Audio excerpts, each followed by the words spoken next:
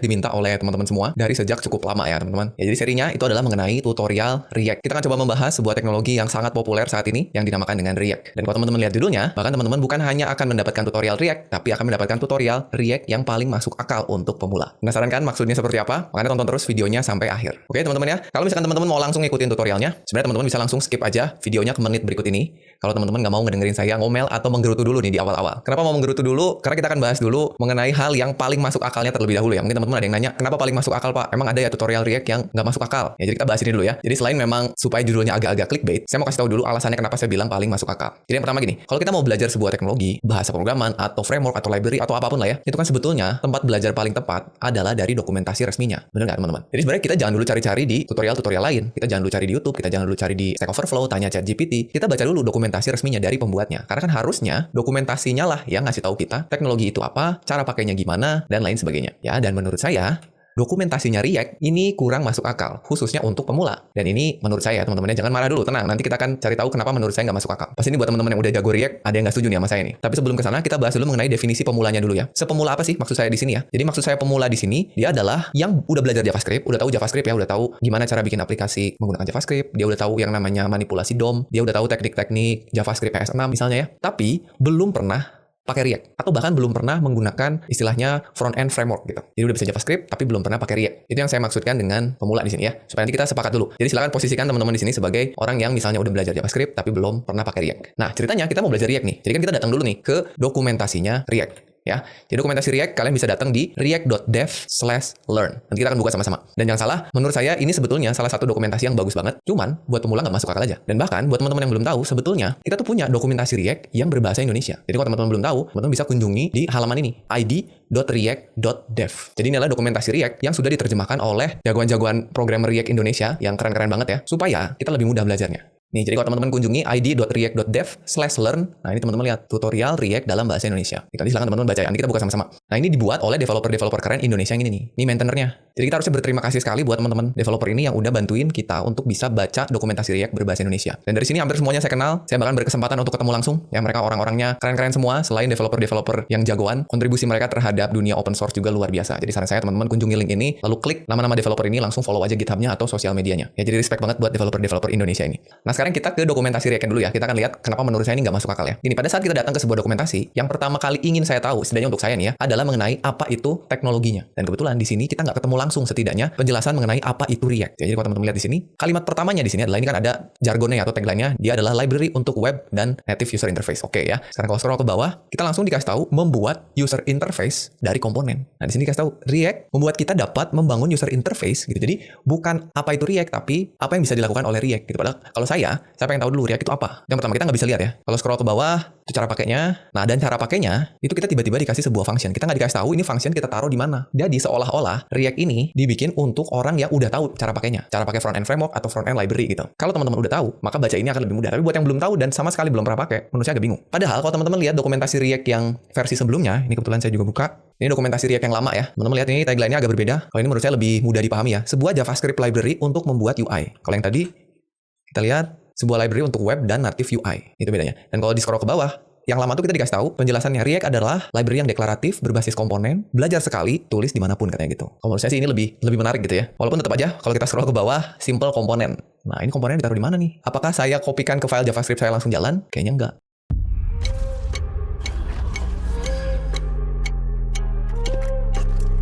Gitu. Nah, kalau misalkan kita telusuri lagi yang baru ya, kita balik ke yang baru, terus sekarang kita masuk ke Learn. Katanya kalau mau belajar React, masuk yang Learn ini. Yang pertama kita langsung dikasih tahu Quick Start. Selamat datang di React Documentation. Halaman ini memberikan kita pendahuluan ke 80% konsep React yang bisa dipakai sehari-hari katanya. Jadi langsung dikasih tahu, satu halaman ini udah ngasih tahu kalian 80% apa yang bisa dilakukan oleh React katanya. Dianggap kita belum ngerti apa-apa ya, baru tahu JavaScript. Kita scroll ke bawah, langsung dikasih tahu bikin komponen katanya. Ketemulah function. Nah, ini functionnya saya taruh di mana gitu kan? Ini menurut saya agak bingung. Jadi karena saya pengen belajar React ini buat diajarin lagi, itu yang bikin saya bilang dokumentasi ini kurang masuk akal. Sampai saya udah coba buka satu-satu sampai saya masuk ke installation-nya. Nah, begitu saya masuk ke installation, ada satu menu di sini yang tulisannya Start a New React Project. Ini katanya gini, kalau kita mau membangun membangun sebuah aplikasi atau sebuah website yang secara full menggunakan React, kami rekomendasikan supaya kita memilih salah satu dari React Framework. Waduh, saya pikir React-nya aja belum belajar, terus kita tiba-tiba dikasih tahu kalau mau bikin aplikasi atau website pakai React, pakailah framework. Nah, salah satunya ada yang disebut dengan Next.js. Saya tadinya nggak akan mengunjungi Next.js karena saya pikir React-nya aja belum paham kan. Tapi karena setelah saya baca beberapa halaman di depan sini masih belum menemukan alasan kenapa belajar React, saya coba deh masuk ke sini, ke Next.js. Di sini ada Next.js tutorial.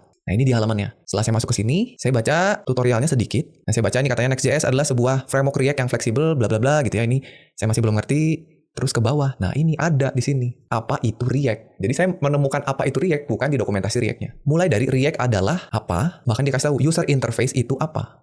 Nah, ini menurut saya ini lebih masuk akal. Dan kalau kalian lihat ke kiri, di atas kiri ya, ini ada satu menu yang menuliskan from JavaScript to React. Kalau kalian klik, nanti kalian bisa tahu bagaimana belajar React kalau kalian datang dari JavaScript. Nah, ini yang saya cari gitu ya. Jadi, untuk mencari pendahuluan tentang bagaimana kita belajar React, malah saya nemunya di sini di Next.js. Jadi teman-teman bisa kunjungin aja linknya di sini ya, nextjs.org/learn/foundation/from JavaScript to React. Ya, dan ini menurut saya adalah dokumentasi React yang paling masuk akal gitu. Jadi sebetulnya maksud saya yang paling masuk akal di sini adalah dokumentasi React yang ada di Next.js. Ini paling masuk akal untuk pemula. Jadi kalau kita kembali ke sini, kalian bisa belajar mengenai React dengan mengikuti ada 9 halaman di sini ya. Ada 9 menu yang bisa kalian klik, dan ini menurut saya cocok banget buat kalian yang pemula. Jadi silakan ikutin aja tutorial yang ada di Next.js atau penjelasan yang ada di Next.js ini kalau kalian benar-benar belum pernah belajar atau belum pernah menggunakan React sama sekali. Ya, tapi kalau misalkan kalian mau belajarnya bareng-bareng sama saya untuk mengikuti tahapan-tahapan yang ada di website Next.js ini, untuk mengetahui cara pakai React seperti apa, fungsi utama yang ada di React itu apa aja, sampai nanti akhirnya kita bisa membuat sebuah aplikasi yang sangat sederhana dengan menggunakan React. Oke ya teman-teman, jadi mungkin pengantarnya sedikit keluh kesah saya mengenai dokumentasi dari React. Oke teman-teman, sekarang kita masuk ke bagian yang pertama. Seperti biasa, kalau teman-teman ngikutin tutorial di channel WPU, pasti kita akan bahas dulu mengenai ketika kita mau belajar sesuatu, sebuah teknologi, framework, library, atau apapun, pertama-tama pasti kita akan belajar dulu mengenai apa dan kenapanya dulu ya. Jadi sebenarnya apa itu React dan kenapa sih kita harus pakai React. Jadi sabar dulu, buat yang pengen bikin aplikasi pakai React, kita bahas definisinya dulu ya. Oke, sekarang kita lihat apa itu React. Jadi kalau tadi teman-teman baca di website Next.js, itu katanya React adalah sebuah library, ya library JavaScript untuk membuat antarmuka pengguna atau UI, user interface ya, user interface itu antarmuka pengguna yang interaktif. Teman-teman pelajari keyword-keyword yang ada di kalimatnya. Nah, sedangkan antarmuka pengguna itu adalah elemen-elemen pada layar yang kalian bisa lihat dan kalian interaksikan. Ya, bisa diklik, bisa digeser, bisa di-scroll, bisa kalian input sesuatu. Ya, jadi pokoknya yang bisa kalian lihat dan interaksikan itu adalah user interface atau antarmuka pengguna. Nah, terus berikutnya kenapa sih React disebut library? Kenapa bukan disebut framework? Nah, ini katanya. Dia disebut library karena React itu menyediakan fungsi-fungsi untuk membangun UI. Jadi dalamnya kita bisa pakai fungsi-fungsinya, tapi terserah kita sebagai developer mau pakai fungsi yang mana. Jadi nggak ada aturan khusus, harus bikinnya sesuai urutannya seperti ini. Nggak ada aturan khusus, kalian harus bikin struktur foldernya seperti apa, arsitekturnya seperti apa. Ada best practice-nya, tapi secara umum diserahkan atau dibebaskan ke para developernya.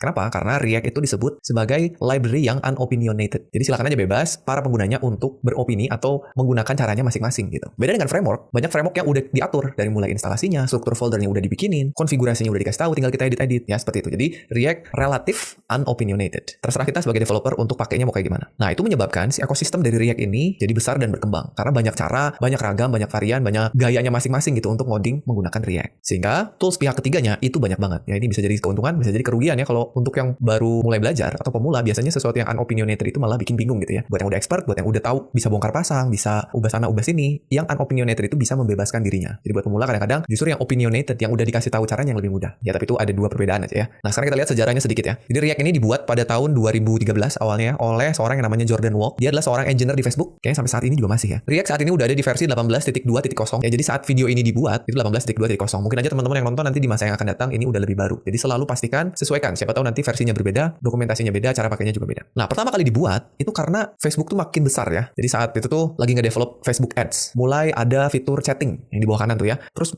karena baru mengakuisisi Instagram, Facebook tuh lagi melakukan integrasi supaya antara Instagram sama Facebook itu bisa informasinya seamless gitu. Melakukan update di Facebook, Instagram ikut berubah, melakukan update di Instagram, yang ada di Facebook juga bisa ikut berubah gitu misalnya ya. Terus juga lagi bikin atau ngembangin mobile app-nya untuk Facebook. Sehingga UI dari masing-masing aplikasi tadi itu kan harus lebih mudah dikelola. Kalau kita misalnya melakukan sesuatu di mobile, ya pasti kan pengennya yang di desktop berubah gitu. Nah, untuk melakukan itu, makanya dikembangkanlah si React ini. Walaupun sebelumnya namanya bukan React, dia menggunakan nama yang lain atau bahkan library atau framework yang lain ya. Dan ini teman-teman sebetulnya bisa lihat di halaman dokumentasi React di bagian community, terus ada React video.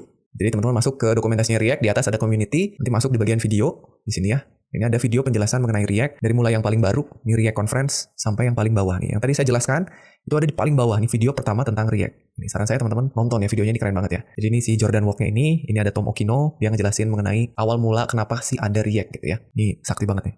Oke, berikutnya, kenapa disebut React? Disebut React itu karena pengen itu menjadi sebuah library yang reaktif gitu ya. Yang artinya apa? Dia memiliki kemampuan untuk bereaksi atau merespons secara dinamis ketika ada interaksi atau perubahan data. Jadi, ketika kita melakukan sesuatu, pengennya aplikasinya itu cepat bereaksi gitu. Kan disebutnya reactive React, gitu, bereaksi. Nah, saat ini, tim pembuat React yang bikin React-nya, core timnya itu terdiri dari engineer-engineer yang ada di Meta atau di Facebook ya. Terus engineer-engineer yang ada di Vercel, ya, dan kebetulan tadi Next.js yang teman-teman lihat, itu kan yang buat perusahaannya Vercel juga ya. Jadi, saya juga yakin kalau dokumentasi React yang dibuat oleh Vercel, itu pasti benar gitu. Karena engineer-nya React kebanyakan orang Vercel juga gitu ya. Dan selain dari dua perusahaan ini, banyak juga kontributor dari seluruh dunia. Baik itu yang ngembangin core React-nya maupun kontributor untuk yang lain gitu. Salah satunya tadi dokumentasi ya. Nah, dan sampai saat ini yang mantep nih ya, yang keren, React ini sudah diunduh atau di-download sebanyak 19,3 juta kali. Kalau kalian lihat statistiknya di NPM. Dan kalau kalian buka repositorinya di GitHub, itu yang ngasih star udah 200.000 lebih gitu star. Jadi sangat populer sekali ya. Itu ya, jadi teman-teman sedikit mengenai React, apa itu React, terus sejarahnya React, terus awal mula React seperti apa. Mudah-mudahan jadi kebayang lah ya. Berikutnya, kita masuk ke bagian kedua.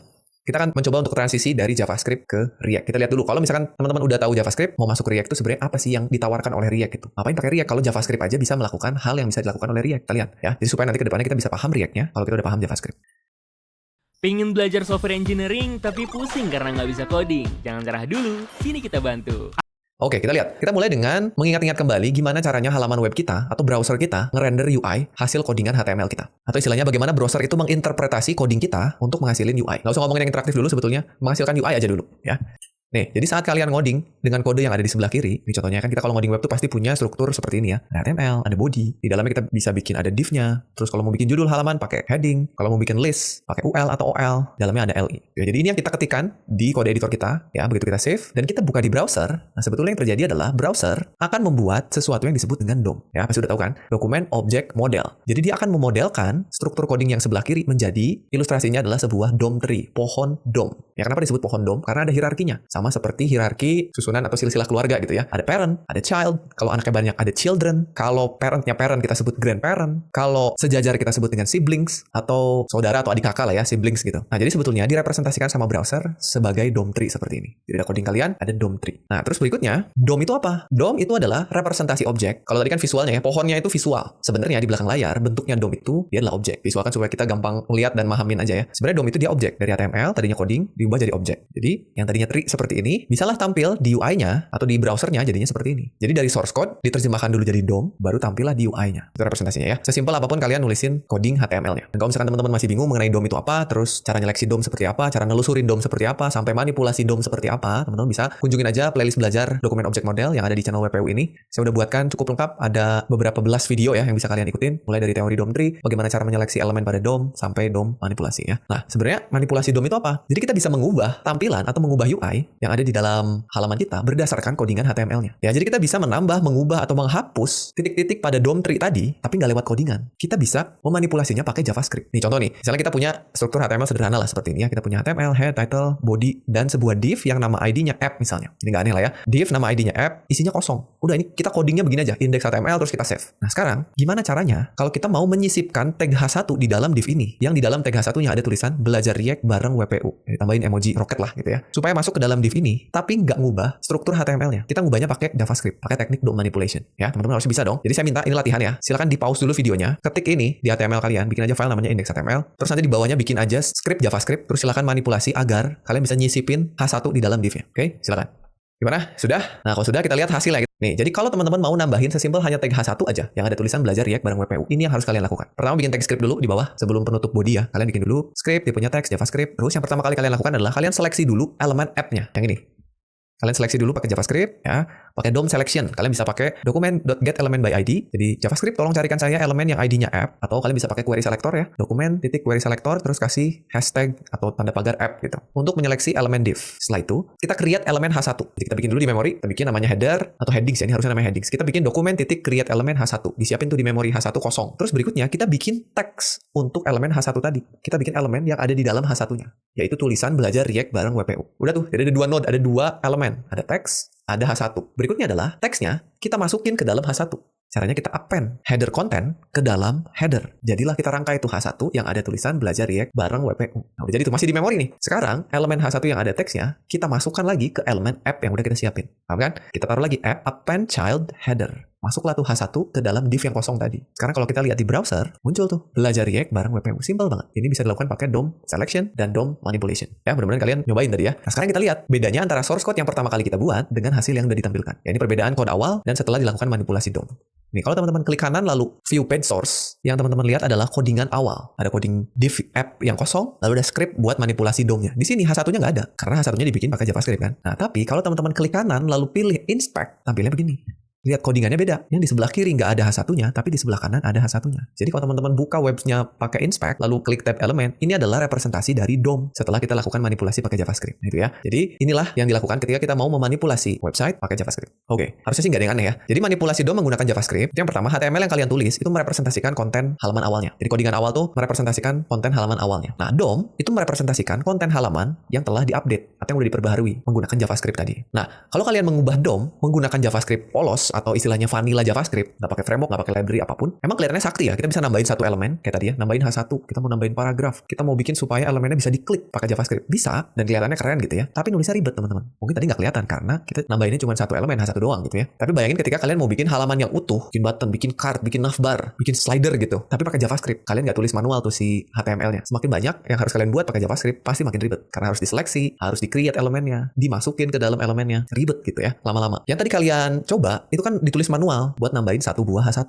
Buat nambahin H1 aja kalian nulisnya begini. Bikin dulu elemennya, bikin teksnya, masukin teks ke elemen, masukin elemen ke wadahnya gitu ya. Bayangin kalau kalian punya paragraf. Bayangin kalau kalian punya list item. Ada berapa create elemen yang harus ditulis gitu. Jadi semakin banyak, kalau pakai teknik yang tadi, pakai JavaScript polos, pakai vanilla ya, waktu yang kalian butuhin pasti banyak kan. Lama gitu ya. Nanti kita sebagai developer tuh bakalan ngabisin waktu buat nulisin bagaimana sesuatu akan dilakukan. Kayak tadi kan satu-satu tuh. Bikin elemen, masukin elemen, simpen elemennya ke div, baru tampilin. Jadi kita capek gitu, nulisin satu-satu. Gimana.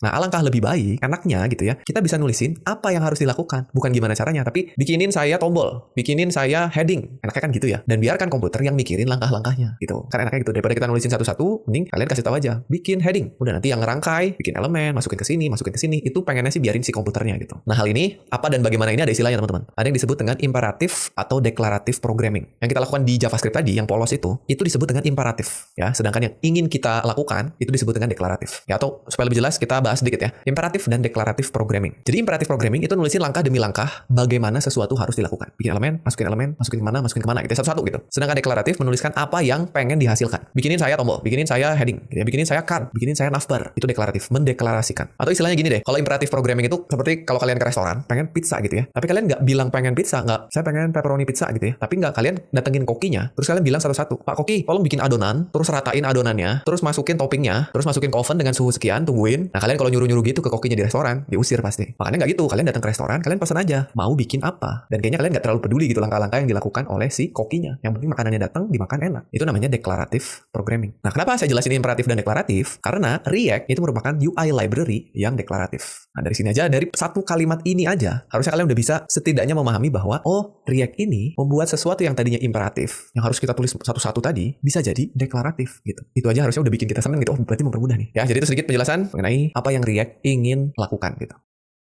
I knew I was underwater. I just didn't realize I was this underwater. Nah, berikutnya, yang seru nih, kita masuk ke bagian ketiga, yaitu kita akan mulai bekerja dengan React. Nah, di sini kita akan coba bikin aplikasi yang sangat sederhana ya, menggunakan React. Nah, jadi buat kalian yang nggak sabar pengen ngoding React, sekarang lah saatnya ya. Mari kita mulai React-nya, kita baca dulu penjelasannya dikit. Yang pertama nih, kalau kita mau menggunakan React, kita butuh dua script React yang kita panggil lewat sebuah CDN, atau Content Delivery Network. Jadi kita bisa menjalankan React-nya dengan memanggil library React-nya di dalam script kita. Ini bukan cara yang disarankan, tapi ini cocok banget buat kalian yang masih pemula dan baru pakai React. Jadi kita nggak perlu mikirin dulu gimana cara compile React-nya, atau melakukan bundling pada React-nya, menggunakan sistem modulnya React. Nggak perlu, kita bisa jalanin lewat file HTML yang sangat sederhana ya. Nanti kita lihat gimana caranya. Nah, tadi katanya ada dua script, apa aja? Yang pertama adalah kita panggil React-nya itu sendiri sebagai library utamanya. Terus di bawahnya kita panggil package yang namanya React DOM supaya kita bisa menggunakan metode untuk manipulasi DOM-nya. Memang mempermudah kita kalau mau nambah elemen, ngapus elemen, ngubah elemen dan seterusnya. Ya, jadi ada dua.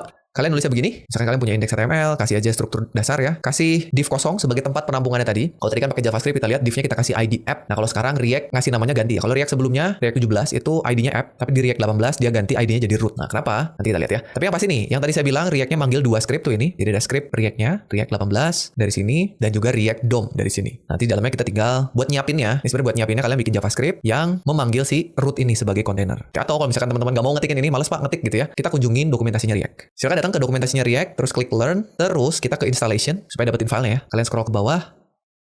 ada di sini, try React locally. Nah, ini kalian bisa download aja nih di sini. Jadi kalau kalian klik, nanti kalian akan diarahkan ke sebuah script yang ada script React-nya. Ya, yuk kita siapin. Buka kode editornya. Di sini saya bakalan pakai Visual Studio Code. Oh ya, tapi sebelumnya tolong siapin dulu folder ya, teman-teman ya. Saya udah nyiapin foldernya di desktop. Saya kasih nama foldernya belajar React seperti ini. Supaya nanti kita bisa nyimpen filenya di dalam. Ya, kalau sudah, silahkan buka VS Code-nya. Ini dia, dibuka VS Code-nya. Terus kita maximize dulu, kita ke file, open folder yang tadi yang ada di desktop. Ini ya, kita select folder. Nah, sekarang kita bikin file namanya index.html. Oke, kalian boleh copyin semua script yang tadi dari dokumentasi React-nya, tapi kita akan copyin dikit-dikit supaya nanti kita paham maksud dari masing-masing barisnya apa. Oke? Jadi teman-teman boleh ketik aja tanda seru tab di sini. Ini supaya simple, kita metanya hapus dulu aja ya. Kita metanya hapus dulu. Sini kita kasih belajar React. Terus di bodinya tadi kita bikin sebuah div yang ID-nya root. Oke? Terus di bawah sini kita punya script yang tipenya text/javascript. Yang di dalamnya kita panggil apa tadi, const, lalu apa, container, dokumen, titik, get element by ID. Sebenarnya mau pakai query selector juga bisa. JavaScript tarikan saya elemen yang ID-nya root. Oke. Nah ya, tinggal kita kopikan link ke React-nya. Kita buka lagi tadi dokumentasinya, kita copy 2 baris ini, script-nya aja. Ya kalian bisa lihat lengkapnya ada di sini ya, cuman anggap aja kita nggak paham gitu ya apa yang ada di dalamnya. Maka kita akan ikuti yang ada di tutorial Next.js-nya. Kita kopikan 2 ini dulu. Kembali ke sini, kita simpan di bagian head. Sudah ya, jadi kita udah manggil 2 script React. Save dulu, jangan dulu dijalanin, kita balik dulu ke slide-nya. Oke, udah ya, 2 ini sudah. Berikutnya, kita siapin aplikasi kita. Kita tadi udah bikin div yang nama kelasnya root. Itu akan kita jadikan sebagai wadah dari aplikasi kita. Ya. Nah ini untuk menyiapkan aplikasi React, kita butuh metode yang namanya React DOM. Create root. Nah, metode ini diambil dari package React DOM yang udah kita panggil tadi. Kalau kalian nggak panggil yang baris 2-nya, ini nggak akan jalan. Ya, metode tadi kita akan gunakan sebagai wadah dari aplikasinya. Jadi, React tuh pengen tahu dulu root aplikasinya mana nih. Setelah itu, kita butuh sebuah metode yang namanya render buat nampilin elemen yang kita mau. Dalam hal ini, elemen H1. Ya, supaya kasusnya sama dengan kasus waktu kita bikin pakai HTML polos tadi ya. Oke, jadi nulisnya gini, kita butuh variabel namanya root, sebenarnya namanya bebas aja ya. Terus kita panggil React DOM create root dari elemen yang udah kita tentukan tadi. Kebetulan tadi kan elemennya namanya div dengan ID root, kita simpan ke kontainer, masukin ke dalam create root, baru kita panggil root.render buat nampilin elemen yang mau kita tampilin. Nih, dari sini harusnya teman-teman udah bisa lihat, buat nampilin ya kita cukup 1 baris. Kalau pakai JavaScript tadi kita butuh 5 sampai 6 baris. Ya, kita coba dulu. Kalian mau ketik manual ini boleh, silakan disalin, atau mau balik lagi kita copy dari script yang kita download juga bisa. Ya, balik ke sini, kita ambil aja ini nih. Ambil, cuman kan di sini tulisannya my app ya. Nah, ini disebutnya komponen, kita masih akan bahasnya nanti ya. Kita copy dulu aja. Kita simpan di bawah sini. Nah, rendernya kan kita nggak mau my app. Ini apa? Kita belum belajar nih. Kita bikin manual aja. Kita pakai H1, kita tulis H1 dulu ya. Terus misalnya kita tadi mau tulisannya apa? Belajar React bareng WPU atau bareng Kadika. Gitu. Kita munculin roketnya. Pencet kalau kalian pakai Windows, pencet Windows titik. Terus cari aja roket. Nah, ini ya supaya muncul. Sudah, tampilannya cukup 1 baris. Nah, buat ngejalaninnya, teman-teman bisa kalau pakai VS Code, klik kanan, terus open with live server. Kalau misalkan nggak ada, Pak, saya kok nggak ada live servernya? Install dulu. Klik tombol extension di sebelah kiri, terus cari aja live server. Ini sebuah extension buat menampilkan web menggunakan local server ya. Nih, silahkan di-install. Kalau sudah, nanti kalau diminta restart VS Code-nya, restart aja. Tapi kalau nggak, ya nggak usah. Udah, balik lagi, kita tutup sidebar-nya. Klik kanan, open with live server. Nah, tampilnya kosong gini teman-teman. Mana H1-nya? Kalau kosong, tampil atau nggak tampil apa-apa, itu kemungkinan ada error. Nah, mari kita lihat errornya di mana ya. Caranya kalian klik kanan, terus inspect, terus kalian ke console. Nah, nih ada error nih. Katanya unexpected token. Kenapa nih? Ternyata React tidak mengenali tag H1 di dalam rendernya. Loh, kenapa? Mari kita kembali dulu ke slide. Ya, harusnya teman-teman juga sama. Harusnya error. Ya, errornya kayak gini tuh. Unexpected token. Ternyata memang ini adalah error yang diharapkan gitu. Justru kalau nggak error, H1-nya tampil. Nah, itu justru ada yang aneh tuh. Kenapa error? Nih, karena ternyata React-nya nggak mengenali H1. Ya, di dalam metode render, H1 ini bukan JavaScript. Terus apa itu? Itu adalah sebuah sintaks HTML atau ekstensi dari HTML yang namanya JSX. Dan secara default, browser itu nggak mengenali JSX. Nah, yang dikenali sama browser itu kan HTML, CSS, JavaScript ya. Supaya si browser ini bisa mengenali JSX, kita butuh sebuah compiler yang bisa nerjemahin JSX jadi sintaks JavaScript biasa supaya kebaca. Nah, gimana cara nginstal compilernya? Kita akan menggunakan sebuah compiler yang namanya Babel yang akan kita gunakan sebagai penerjemahnya. Ya, jadi kalian bisa nambahin Babel. Babel itu websitenya resminya ada di sini. Sama ya, kita pakai CDN lagi lewat unpackage ya. Tapi jangan lupa nanti kalian ubah tipe dari JavaScript menjadi text/JSX. Kan tadinya text/JavaScript ya, untuk menginformasikan pada si Babelnya bahwa kita bakalan ngubah JSX menjadi JavaScript. Nih, kalian tambahin ini di atas scriptnya, terus jangan lupa nanti ganti nih. Tadi kan ini kita tulisnya JavaScript ya. Oke, ini kalian bisa copy lagi dari script yang di-download tadi. Nih, kembali ke sini, harusnya Babelnya ada di sini ya. Oh, ini disimpannya di head ya. Jadi boleh aja mau disimpan di head boleh. Kita kembali ke codingnya, kita simpan di head di sini. Kalau di slide saya disimpannya di bawah sini, ya nggak apa-apa juga sama aja. Terus jangan lupa ganti ini, bisa jadi JSX atau bisa jadi Babel sama aja. Ya, kalau teman-teman ganti jadi Babel, nanti tulisan di sininya tetap warna-warni. Oke, sekarang kita lihat lagi. Nah, sekarang errornya udah nggak ada, tulisannya udah tampil.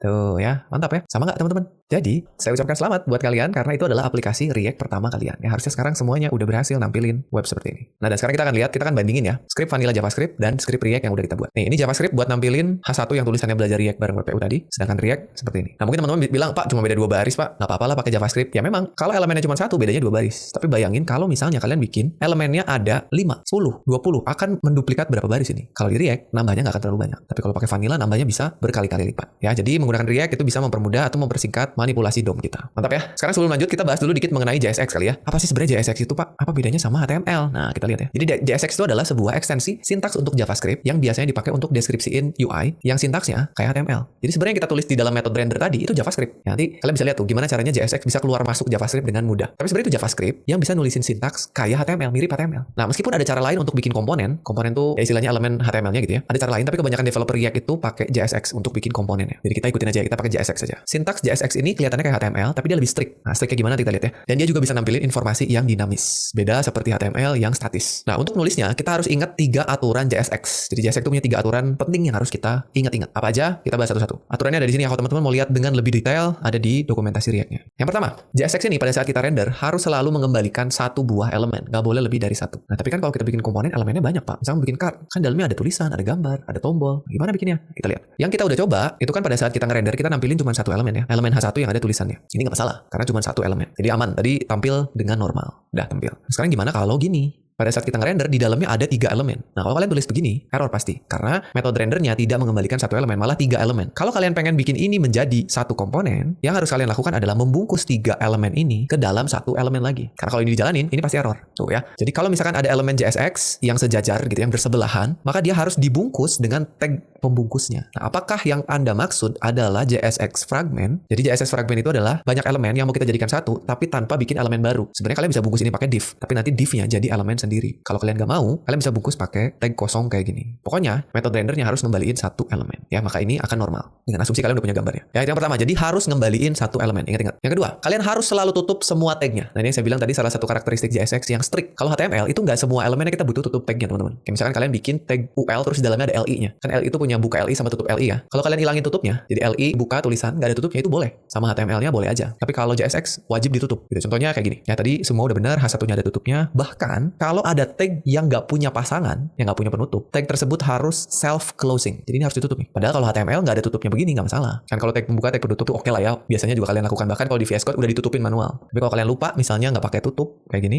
error dia. Unterminated JSX content. Jadi dia anggapnya si JSX-nya nggak selesai. Tuh, yang kedua, selalu tutup semua tagnya. Ingat-ingat. Yang ketiga, kalau ada atributnya, kalian gunakan camel case. Hampir untuk semuanya. Ini contohnya. Kalau misalnya kalian punya metode yang namanya onClick, ya kan kalau di HTML tuh nulis onClick boleh aja. C-nya kecil, tetap jalan. Tapi kalau di JSX, harus huruf besar. Nah, ada beberapa atribut yang berubah nama. Contohnya kelas. Kalau di HTML, kita mau ngasih kelas ke sebuah elemen, cukup tulis kelas huruf kecil semua. Selesai. Tapi kebetulan, di JSX, kelas itu udah dipesan namanya. Jadi tulisan kelas di sini beda. Nanti dia bentrok sama kelasnya JavaScript. Makanya, kalau kalian mau ngasih kelas di HTML, di komponen kalian, ganti jadi class name. Huruf N-nya jadi besar. Itu contohnya ya. Jadi kalau kita udah masuk belajar JSX dengan lebih dalam, kita bakalan tahu atribut-atribut apa aja yang bisa kita pakai. Terus kalau berubahnya jadi gimana. Oke, itu 3 aturannya. Dan ini kalau kita jalanin, tampil alert seperti biasa ya. Kalian boleh coba, tinggal tadi di pause aja videonya terus disalin. Ya, jadi itu sekilas mengenai cara pakai React yang sangat sederhana, teman-teman. Berikutnya, kita masuk ke topik yang saya sebut dengan prerequisite. Nah, ini biasanya selalu saya sampaikan ketika kita memulai sebuah seri baru, ya di mana kita harus tahu dulu nih, apa aja yang harus kita siapin kalau kita mau belajar React. Baik itu dari sisi pengetahuannya atau dari sisi softwarenya. Ya, kita lihat satu-satu. Yang pertama, materi apa yang harus kalian kuasai terlebih dahulu. Jadi jangan main loncat aja ke React kalau materi-materi ini belum kalian pahami ya. Yang pertama jelas HTML dan CSS. Itu karena harusnya kalian udah bisa bikin website yang bagus dulu pakai HTML CSS. Baru habis itu kalian belajar JavaScript, fundamentals. Ya, ini harus nggak bisa dilewat ya. Kalian harus tahu mengenai variabel, tipe data, pengulangan, pengondisian, objek, function, array. Harus ngerti dulu. Baru kalian belajar DOM. Ya, karena jelas kalau misalnya kalian pakai React tanpa ngerti DOM, kalian nggak akan ngerti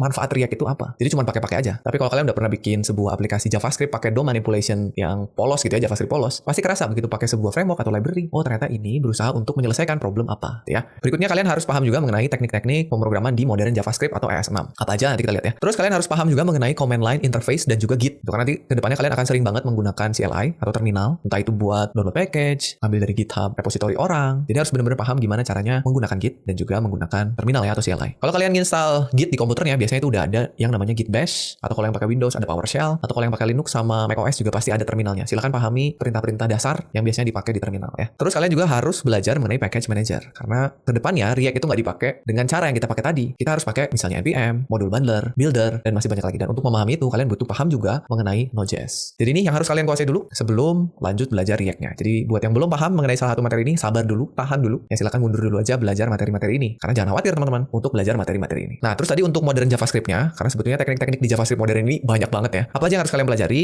Yang pertama harus tahu mengenai variabel pada ES6. Tahu kapan waktunya kalian deklarasi variabel pakai let, kapan kalian pakai const. Ya, pokoknya jangan lagi pakai var. Berikutnya kalian tahu gimana cara bikin function, ya, tahu caranya bikin function expression dan juga function declaration. Dan kalian harus tahu juga yang namanya arrow functions beserta perilakunya. Kalian harus paham mengenai object dan juga class beserta cara pakainya ya. Tahu gimana caranya instansiasi sebuah objek, tahu apa itu prototypal inheritance atau pewarisan pada JavaScript. Berikutnya kalian harus paham mengenai array dan metode-metode pada array. Dan pahami juga ada yang disebut dengan higher order function. Itu salah satunya adalah di metode-metode pada array seperti map, filter, reduce. Kita harus benar-benar paham ya. Tahu caranya di structuring, gimana caranya memecah objek menjadi variabel. Terus tahu bagaimana cara pakai template literals sehingga kalian dapat dengan mudah merangkai string yang ada variabel di dalamnya. Nggak perlu keluar masuk, nggak perlu konkatenasi. Pahami template literals. Dan juga pahami ternary operators. Karena di React ini sering banget dipakai. Ya, ternary operators yang tanda tanya dan titik 2 untuk mengganti if else menjadi one liner atau satu baris. Dan terakhir kalian harus paham mengenai modul sistem pada JavaScript. Gimana caranya import, export file kita atau metode kita menjadi sebuah modul. Ini yang harus kalian pelajari. Kalau misalkan ada yang masih belum paham, nggak usah khawatir karena di channel ini saya sudah sediakan jalur belajar ya. Teman-teman bisa ikutin semua materi yang dibutuhin untuk belajar React. Ada semua, mulai dari HTML, CSS, JavaScript. JavaScript bahkan ada 3 playlist ya. Ini kalau di total bisa sampai 70 video kali ya. Silahkan untuk yang JavaScript. Terus ada juga Git dan GitHub beserta belajar CLI ada di dalamnya dan belajar Node.js dan npm ada juga di situ. Ya, jadi silakan itu dipelajari dulu ya. Jangan buru-buru pengen belajar React tapi fundamentalnya belum paham. Nah, berikutnya setup editornya. Untuk menggunakan atau membuat aplikasi pakai React tentu saja kita butuh editor ya atau kode editor. Kalian bisa pakai macam-macam, cuman yang akan kita gunakan di seri ini adalah VS Code yang harus kalian install linternya yaitu ESLint. Gitu. Coba cek extensionnya udah diinstal apa belum. Terus konfigurasinya udah dilakukan apa belum. Nanti kalau misalkan belum, teman-teman bisa cek di dokumentasi React-nya ada gimana cara konfigurasi linternya. Jangan lupa juga install extension untuk format kode kalian supaya gampang diaturnya, nggak perlu ngerapihin manual yang namanya Prettier. Dan kalian bisa install browser extension yang namanya React Developer Tools. Ini kayaknya ada untuk semua browser-browser populer. Ya setidaknya untuk browser yang saya pakai yaitu Google Chrome ini ada. Oke, itu jadi prerequisite untuk belajar React di seri kita kali ini. Oke, dan kalau teman-teman sekarang udah siap untuk belajar lebih jauh mengenai React ini, di bagian kelima kali ini kita akan masuk ke bagian paling penting, yaitu kita akan membahas mengenai konsep-konsep utama yang ada pada React ya. Jadi apa aja sih konsep yang menjadi inti yang harus kita pelajari di dalam React ini. Jadi kalau teman-teman lihat ada 3 core konsep di dalam React. Yang pertama jelas adalah komponen. Yang kedua ada yang disebut dengan props. Dan yang ketiga ada yang disebut dengan state. Ya, jadi 3 hal ini harus teman-teman kuasai dulu atau minimal tahu dulu ya sebelum kita masuk ke konsep-konsep React lain atau fitur-fitur React lain yang lebih kompleks lagi. Kita bahas dulu mengenai komponen ya. Gimana cara kita membuat UI di dalam React menggunakan komponen. Ya, jadi intinya pada saat kita membuat UI, ya sebuah UI itu kita bisa pecah menjadi bagian-bagian yang lebih kecil yang kita sebut dengan komponen. Mulai dari contohnya yang tadi kita buat adalah komponen header ya atau heading gitu. Sebuah komponen itu bisa sangat sederhana, hanya terdiri dari satu elemen saja atau bahkan sangat kompleks. Bahkan satu halaman web pun itu kita bisa anggap sebagai sebuah komponen. Walaupun jadinya komponennya gede banget gitu ya. Jadi komponen-komponen UI yang bisa kita lihat dan kita interaksikan bisa kita anggap sebagai komponen. Nah, dengan komponen itu kita bisa bikin potongan kode yang independen atau mandiri yang kedepannya bisa kita gunakan kembali. Itu jadi komponen yang reusable istilahnya. Ya, jadi contohnya kalian bisa anggap sebagai blok-blok pada Lego lah ya, yang bisa kalian susun gitu. Dimana nantinya kita bisa susun potongan-potongan kecil tadi agar menjadi sebuah blok atau sebuah bentuk yang lebih besar. Yang kalau misalkan kita mau bongkar pasang, itu bisa kita lakukan dengan lebih mudah. Jadi kalau pengen ngubah elemen pada UI-nya, kita tinggal ubah komponennya aja. Nah, ini contoh komponen yang bisa kalian lihat. Misalnya kita mau bikin sebuah media komponen. Nah, itu di dalamnya juga bisa terdiri dari beberapa komponen lagi. Ada komponen image, ada komponen deskripsi, ada komponen button. Jadi yang kecil-kecil ini juga komponen. Ketika kita rangkai menjadi sesuatu yang lebih besar, contohnya media ini atau card lah ya, itu juga bisa kita jadikan sebagai komponen. Nah, nanti card ini kita simpan ke dalam sebuah section tertentu di dalam website kita. Section itu bisa kita anggap juga jadi sebuah komponen. Nah, untuk bikin komponen di React itu gimana caranya? Pertama, teman-teman harus pahami dulu bahwa komponen pada React itu pada dasarnya adalah sebuah function yang kita bikin pakai JavaScript. Jadi nanti setiap teman-teman mau bikin komponen harus bikin function dulu. Nah, terus nama functionnya itu kalian harus tulis diawali dengan huruf besar. Ya kan, kalau function itu biasanya huruf kecil ya, huruf kecil terus camel case, tapi kalau khusus untuk komponen, teman-teman bikinnya pakai huruf besar. Nah, nanti functionnya mengembalikan nilai elemen UI-nya. Dan elemen UI itu teman-teman tulis pakai JSX. Ya, jadi strukturnya HTML tapi di dalamnya bisa pakai JavaScript. Nah, nanti pada saat mau ngerendernya, teman-teman panggil seolah-olah dia adalah tag HTML. Itu sama kayak tadi kita manggil H1 gitu. Tapi sekarang kita manggil komponennya dengan ada tag pembuka dan tag penutupnya. Ya, contohnya kayak gini. Jadi kalau tadi tulisannya kita langsung tulis di metode render, sekarang kita tarik untuk jadi sebuah komponen terpisah. Caranya teman-teman bikin sebuah function, misalnya kita kasih nama header, depannya huruf besar, terus dalamnya kalian nge-return JSX-nya. Jadi yang tadinya ada di render pindah ke function header. Terus pada saat di render, kita tinggal panggil komponennya, tapi pakai lebih kecil dari dan self closing tagnya. Gini ya, mari kita coba ya. Kita balik ke codingnya lagi. Sekarang kita akan ubah agar komponen kita yang tadinya langsung ditulis di render jadi sebuah komponen terpisah ya. Kita bikin functionnya di sini. Function huruf besar header misalnya. Nulisnya kayak function biasa, langsung return, kurung buka kurung tutup JSX-nya. Ini kita cut aja. Cut, masukin ke dalam, tinggal kita panggil header. Jangan lupa ditutup tagnya ya. Jadi ini caranya kalau mau pakai gaya komponen ya. Kita save dulu, kita lihat hasilnya. Oh ya sama aja. Sekarang kalau kita lihat, kita inspect elemennya ada di sini ya. Di belajar React bareng Pak Dika dalam bentuk H1.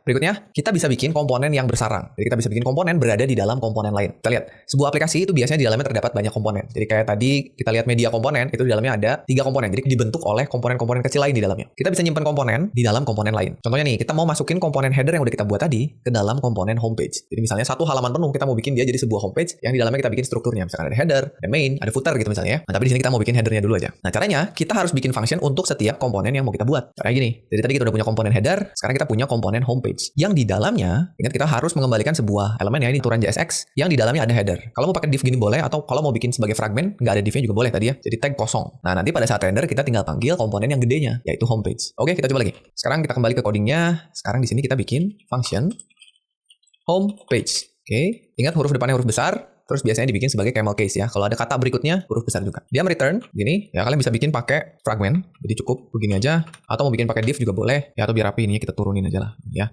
Ininya turunin, baru di dalamnya kita panggil si headernya.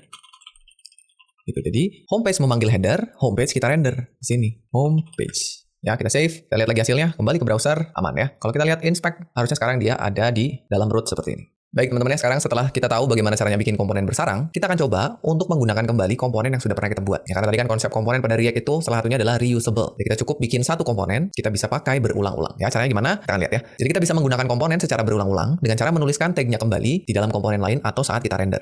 Contohnya kayak gini. Jadi kalau misalnya di dalam komponen homepage kita mau manggil 2 kali komponen header, ya walaupun contoh kali ini agak aneh ya, tapi ini bisa. Maka nanti akan menghasilkan 2 komponen seperti ini tampilannya. Silakan kalau kalian mau coba nambahin komponennya jadi 2, jadi 3, bisa ya. Nah, tapi selain kita bisa menggunakan komponennya berulang-ulang, tentu saja kita juga pengen pada saat kita panggil komponennya lagi, informasi yang ada di dalamnya itu berbeda. Nah, ini perilaku dari komponen yang berikutnya, yaitu dinamis. Jadi selain reusable, dia juga dinamis. Ya, jadi gimana caranya nih kalau kita pengen menggunakan komponen yang sama, tapi informasinya beda. Ya, contoh sederhana di dalam komponen header kita, misalnya kita pengen nampilin tulisan yang berbeda. Nah, itu bisa kita lakukan dengan menggunakan yang namanya props. Ya, kita bahas dulu apa itu props. Jadi, di dalam HTML biasa, itu kan kita bisa pakai atribut untuk mengubah perilaku dari sebuah elemen. Ya, kita bisa kasih kelas, kita bisa kasih ID, kalau image kita bisa kasih source, src, kita bisa kasih style, dan masih banyak lagi ya. Dan itu menyebabkan perilaku dari setiap elemennya bisa berubah, meskipun elemennya sama, gitu. Contohnya nih, tadi ya seperti atribut src yang ada di dalam elemen image. Kita bisa mengubah sumber gambarnya. Jadi, kita bisa punya 5 tag image yang src-nya beda-beda. Tagnya sama, tapi gambarnya beda-beda gitu ya. Itu kalau di HTML. Nah, mirip seperti itu, kita juga bisa mengirimkan properti sebagai informasi buat sebuah komponen. Nah, React nyebutnya ini props. Ya, props itu nantinya bisa ditangkap sebagai sebuah objek saat komponen dibuat. Jadi pada saat kita bikin komponen, propsnya bisa dikirim, dan pada saat ditangkap, props itu bentuknya adalah objek. Nah, kita akan coba untuk menampilkan tulisan yang berbeda pada komponen header kita. Ya, misalnya gini, kita panggil komponen header 2 kali, tapi setiap komponennya punya props, ya kita sebutnya props author yang nilainya beda. Maka author ini nanti akan ditangkap atau dikirimkan ke parameter props yang bentuknya adalah objek. Sehingga bisa kita panggil nanti di dalam JSX-nya sebagai properti dari objeknya. Nulisnya kan gini ya, props.author. Nah, kalian bisa nyimpen propertinya ke dalam kurung kurawal. Nah, kurung kurawal di sini digunakan untuk masuk ke dalam script JavaScript pada saat kita lagi ada di JSX. Dan ini maka akan menghasilkan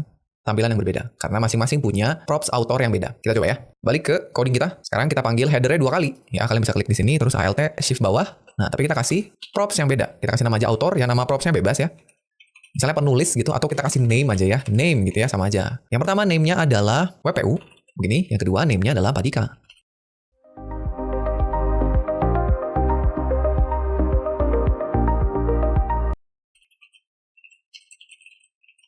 Begini. Nah, sekarang kita udah punya propsnya, akan dikirim ke komponen header.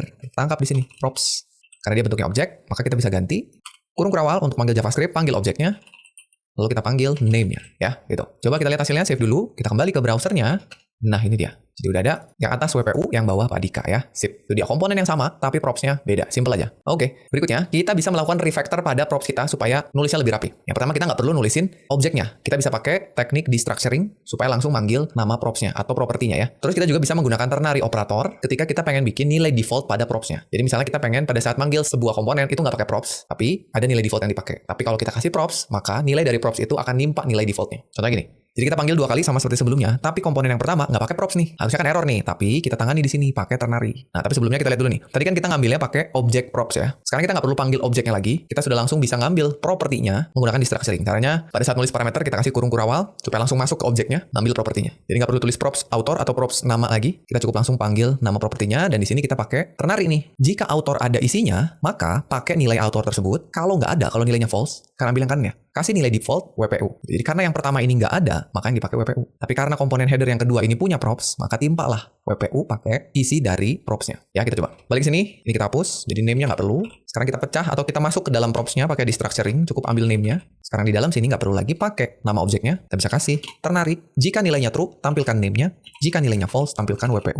Oke, kita akan lihat hasilnya sama ya. WPU dan Padika. Oke. Lanjut lagi teman-teman. Sekarang, kalau misalnya teman-teman pengen nampilin data yang banyak menggunakan pengulangan. Misalnya, teman-teman pengen nampilin data menggunakan list item, pakai UL atau OL ya. Ya, jadi kan sangat umum atau biasanya juga kita sering banget pengen nampilin banyak data pakai pengulangan. Misalnya datanya dalam bentuk array, dalam bentuk objek, atau dapat dari API misalnya, ngambil dari database. Pengen nampilin datanya, tapi pakai pengulangan. Nah, salah satu caranya, kita bisa pakai salah satu metode pada array. Ya kan banyak tuh ya, bisa pakai for each, bisa pakai filter, bisa pakai map. Itu metode yang ada pada array. Nah, itu ditujukan untuk memanipulasi data dan menampilkan elemen UI yang identik secara style. Kayak misalnya kita nampilin 10 LI, kan sama semua tuh. Tapi informasinya beda. Tiap LI punya data yang beda di dalamnya. Ya, contoh kali ini kita akan coba pakai array map ya untuk melakukan pengulangannya. Misalnya kita kasih sebuah contoh klasik. Kita punya sebuah variabel yang namanya students yang berupa array. Di dalamnya ada 3 buah data mahasiswa. Yang pertama ada Sandika, yang kedua ada Dodi, yang ketiga ada Eric. Nah, kalau kita mau nampilin datanya ke dalam LI, teman-teman bisa gunakan map kayak gini ya. Panggil array-nya, terus kita map, ambil elemen di dalamnya, pakai arrow function, tampilin tiap-tiap data atau elemen pada array-nya. Oke, simple aja, kita coba ya. Balik ke codingnya, kita bikin dulu di sini ya. Kita kasih const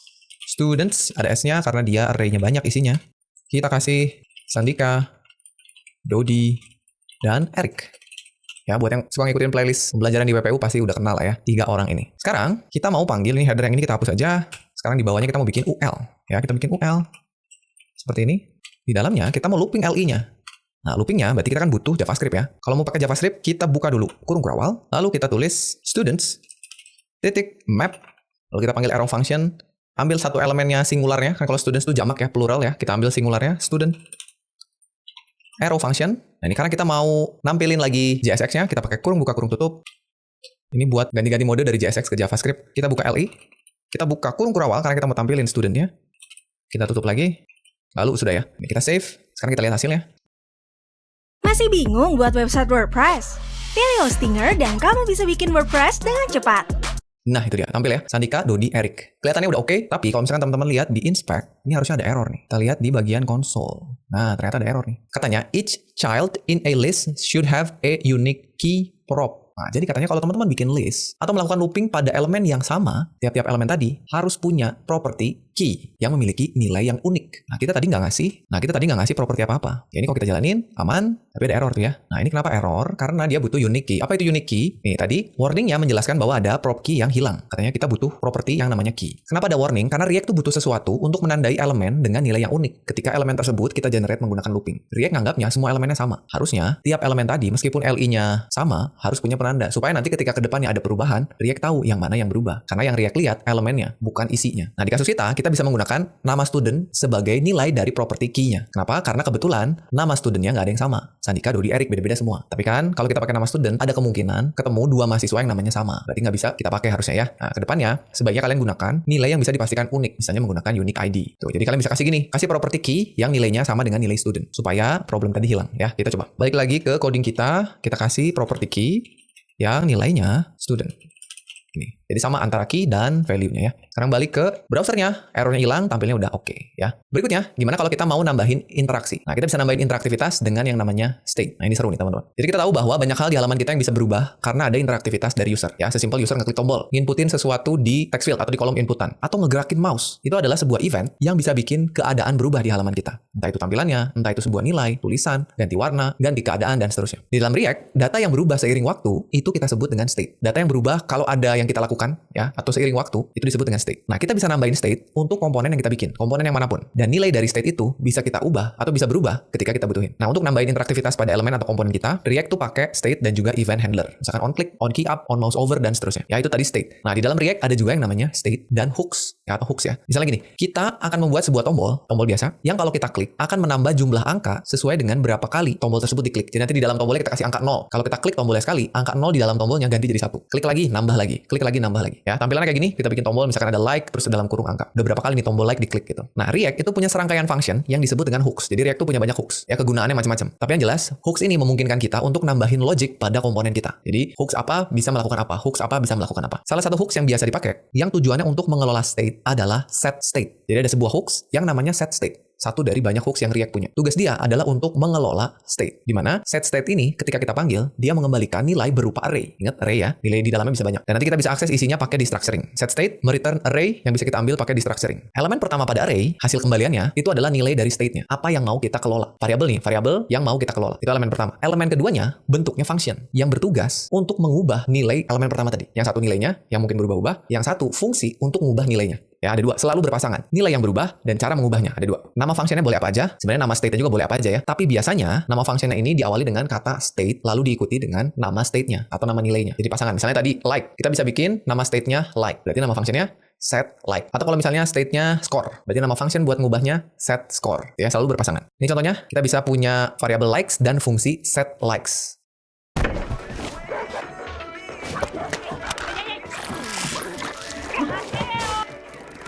Kita tulis pakai destructuring. Jadi kita panggil hooks-nya React use state, ini mengembalikan array, langsung kita tangkap pakai destructuring. Kurung siku, ambil variabelnya, ambil functionnya. Yang pertama, nanti kita bikin dulu itu. Terus kita juga bisa ngasih nilai awal pada variabelnya. Misalnya kita pengen nilai awal dari variabel like ini 0. Nah, maka kalian langsung kasih aja argumen pada hook use state-nya. Kayak gini. Nah, ini akan menentukan bahwa nilai awal dari variabel likes itu 0. Kalau mau diubah jadi 1 gimana? Nanti pakai set likes. Kita lihat. Set likes itu disebutnya state updater function. Sebuah function yang bisa mengupdate nilai dari state, variabel state. Ya, jadi set likes tadi namanya state updater function. Untuk menjalankan function, si set likes ini, kita bisa panggil di dalam function lain di komponen kita. Ya, jadi kita bisa bikin function set likes gitu misalnya. Misalnya gini, kita mau ubah nilai likes agar bertambah 1 setiap tombol diklik. Dan misalnya, kita akan lakukan di dalam sebuah function yang nanti kita buat namanya handle click. Ini function ketika event dijalankan. Ketika tombol diklik, panggil function namanya handle click. Nah, di dalam handle clicks nanti, kita panggil set likes gitu ya. Kayak gini. Panggil set likes, di mana nanti di dalamnya likes akan bertambah 1. Itu cara ngelola state di dalam React. Nah, nyimpan handle clicknya di mana? Ini bisa kita simpan di dalam komponen kita. Ya, kita lihat saat kita bikin event handlernya. Nih, jadi terakhir yang perlu kita lakukan tinggal kita bikin tombolnya buat nanganin eventnya. Ya, bikin tombol button biasa, kasih props on click gitu ya. Jangan lupa nulis nama event harus pakai camel case. Kita udah bahas tadi di aturan JSX ya. Nulis on click kalau di HTML biasa bisa huruf kecil semua, tapi kalau di JSX harus camel case. On click C-nya gede. Nah, terus nanti kita tampilin jumlah likes-nya di dalam value dari buttonnya. Kayak gini. Jadi kita punya komponen button yang punya props on click, di mana props on click ini kalau dijalankan eventnya akan memanggil fungsi handle click. Ini kenapa di sini nggak pakai kurung buka kurung tutup? Karena kalau kita pakai kurung buka kurung tutup, fungsinya langsung dijalanin. Kita pengen fungsinya jalan ketika diklik. Terus isi dari tombolnya ada tulisan like, kurung buka, lalu panggil isi dari state likes-nya. Kita punya state likes kan tadi ya, lalu kurung tutup. Jadi ini istilah-istilah yang harus kalian pahami di dalam React. Ada state sebagai variabel yang bakalan berubah, ada state updater function sebagai fungsi yang bakal ngubah nilai dari state-nya, ada props yang jadi atribut dari sebuah komponen, ada event yang menjadi trigger saat kita akan melakukan sesuatu, dan juga ada komponen tentu saja ya. Dan ini hasil akhirnya teman-teman. Jadi di dalam komponen homepage kita punya tadi variabel dan state updater function-nya yang merupakan bagian dari hook use state. Kita punya function handle click yang di dalamnya menjalankan function set likes, lalu kita panggil tombolnya. Kita coba ya. Kita ke coding kita tulis di bawah sini aja ya. Kita kasih di bawah sini tombolnya. Kita bikin button. Buttonnya kalau teman-teman mau jadi komponen sendiri juga bisa ya. Button kita kasih propsnya tadi on click yang akan memanggil fungsi handle click. Terus di dalamnya ada tulisan like. Berapa kali like-nya? Misalnya likes gitu ya, dapat dari variabel likes. Ini dapat dari mana? Ini dapat dari variabel yang akan kita bikin. Kita bikin variabel dengan destructuring ada 2 variabel. Yang pertama adalah likes, yang kedua adalah set likes gitu ya. Dia adalah React lalu titik use state gitu ya, yang nilai awalnya atau initial value-nya kosong. Sudah, berikutnya kita tinggal panggil function-nya buat ngehandle tombol kliknya. Kita pakai function declaration handle click yang akan menjalankan set likes like plus 1 ya. Gini. Jadi ketika diklik, jalankan fungsi ini, panggil set likes, ubah likes-nya jadi 1, tadinya 0, tampilkan ke sini. Jadi nilainya akan 1 gitu ya. Mari kita lihat. Oke, kita punya, kita klik jadi 1, klik lagi jadi 2, klik lagi jadi 3. Gitu teman-teman ya. Mau belajar HTML, CSS, dan JavaScript gratis selama 10 hari? Join Revo You Fundamental.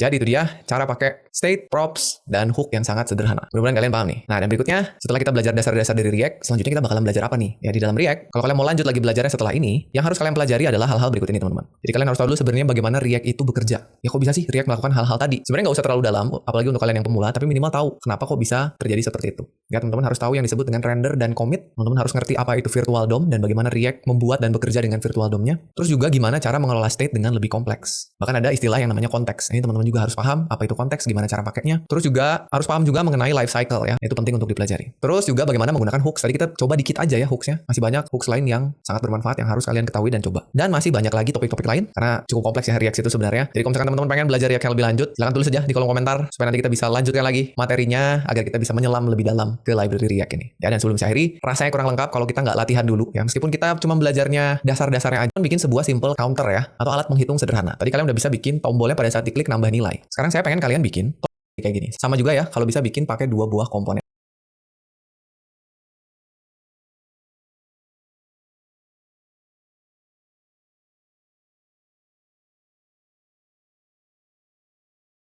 Halo teman-teman semua, selamat datang kembali di channel WPU bersama saya Sandika Gali. Dan kali ini kita kembali akan melanjutkan playlist tutorial React untuk pemula. Kali ini kita masuk ke episode kelima teman-teman ya. Kita akan membahas semua tentang komponen. Ya sebetulnya nggak semua banget ya, setidaknya kita akan belajar lebih dalam lagi mengenai komponen. Karena kan harusnya teman-teman sampai saat ini tuh udah paham apa itu komponen, cara bikinnya gimana, terus juga beberapa karakteristik di dalamnya. Nah tapi sekarang kita akan coba bahas lebih detail lagi teman-teman ya, supaya kita semakin paham gimana caranya bikin komponen yang baik dan benar. Ya kita mulai langsung dengan membahas lagi atau mengingat-ingat kembali apa itu komponen ya, berdasarkan materi yang kita pelajari di dokumentasinya React ya. Jadi apa itu komponen? Kita baca lagi teman-teman. Jadi kita tahu bahwa aplikasi React itu terbuat dari komponen-komponen ya. Terus juga kan komponen pada React itu pada dasarnya adalah function di dalam JavaScript atau yang kita sebut dengan JSX. Berikutnya komponen merupakan bagian dari UI yang punya logika dan tampilannya sendiri. Jadi ada logic dan juga presentation. Ya, dan untuk membuat komponen itu bisa sekecil mungkin sampai satu buah elemen HTML kita anggap sebagai komponen itu bisa ya. Misalkan komponen tombol, komponen gambar, komponen paragraf bahkan bisa ya. Atau mau sebesar satu halaman pun bisa kita anggap sebagai komponen. Gitu. Nah, jadi nanti terserah kita gimana cara merancang sebuah komponen. Makanya di video kali ini kita akan bahas tuh gimana caranya bikin komponen atau melakukan komposisi ya. React nyebutnya nge-compose sebuah komponen yang baik dan benar. Ya, jadi ini kita ingat lagi materi mengenai komponen. Berikut ini juga contoh dari beberapa komponen ya. Misalkan ada komponen media yang di dalamnya bisa kita susun atau kita bentuk dari beberapa komponen. Ya, jadi komponen media itu terdiri dari komponen image, komponen deskripsinya, dan komponen tombol. Atau kalau teman-teman lihat sebuah website, ini contohnya salah satu toko online, kita lihat ada UI seperti ini pasti di dalamnya terdiri dari banyak sekali komponen. Jadi tergantung dari developernya mau nge-compose atau nyusun komponennya seperti apa. Jadi itu pengantarnya teman-teman. Sekarang kita harus paham dulu mengenai ukuran dari sebuah komponen. Kita tahu komponen itu bisa sangat kecil, bisa sangat besar. Ya, kita ambil contoh lagi dari komponen yang kita lihat di toko online ini. Ya, jadi komponen sekali lagi bisa sangat kecil sampai dengan sangat besar. Ini masing-masing punya kelebihan dan kekurangan serta karakteristiknya sendiri-sendiri ya. Contohnya, kalau misalkan kita bikin sebuah komponen yang sangat besar, ya misalkan kita ambil contohnya ini menjadi sebuah komponen, jadi satu komponen. Jadi komponennya gede banget nih.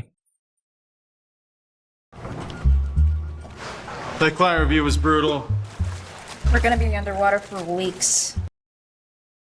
Karakteristiknya seperti apa? Jadi ada beberapa kekurangan teman-teman. Kalau terlalu besar, kita bikin ini jadi satu komponen. Yang pertama, itu pasti terlalu banyak responsibility-nya. Jadi satu komponen tuh tanggung jawabnya besar. Di dalamnya pasti banyak state dan props yang akan kita kelola. Benar nggak? Ya, karena ini kan kalau kita lihat ada kategori, terus kita juga bisa top up, kita juga bisa melihat slideshow gambar di sini, ngecek promo, banyak sekali yang dilakukan kalau ini menjadi sebuah komponen. Sehingga nantinya ke depannya ini akan sulit untuk digunakan kembali ketika kita mau membuat komponen yang mirip atau bahkan sama tapi di halaman yang lain atau di bagian lain dari aplikasi kita. Nah, jadinya kita harus tetap membuat ulang tuh komponennya. Jadi secara reusability kurang atau rendah gitu ya. Dan ini tentu saja akan membuat kode kita semakin kompleks. Ya kalau kita ngerjainnya sendiri mungkin nggak akan serepot ketika kita bekerja dalam tim. Ya semakin kompleks nanti kita semakin susah untuk bekerja samanya gitu. Itu kalau terlalu besar. Jadi jangan bikin komponennya itu terlalu besar. Begitu pula kalau terlalu kecil teman-teman. Semua elemen di halaman kita jadikan sebagai komponen. Ya karena tadinya kalian pengennya supaya tanggung jawabnya nggak terlalu besar. Ah ya udah kita bikin semua elemen yang ada, baik itu gambar, tombol, tulisan, kita jadikan sebuah elemen. Nah kenapa nggak gitu aja? Nah itu pun ada kekurangannya. Yang pertama tentu saja jadi komponennya banyak banget. Ini ngelolanya jadi susah juga ya karena banyak yang harus kita pikirin gitu. Komponennya ada banyak. Akan membuat kodenya menjadi membingungkan. Jadi pada saat kita mau nge-compose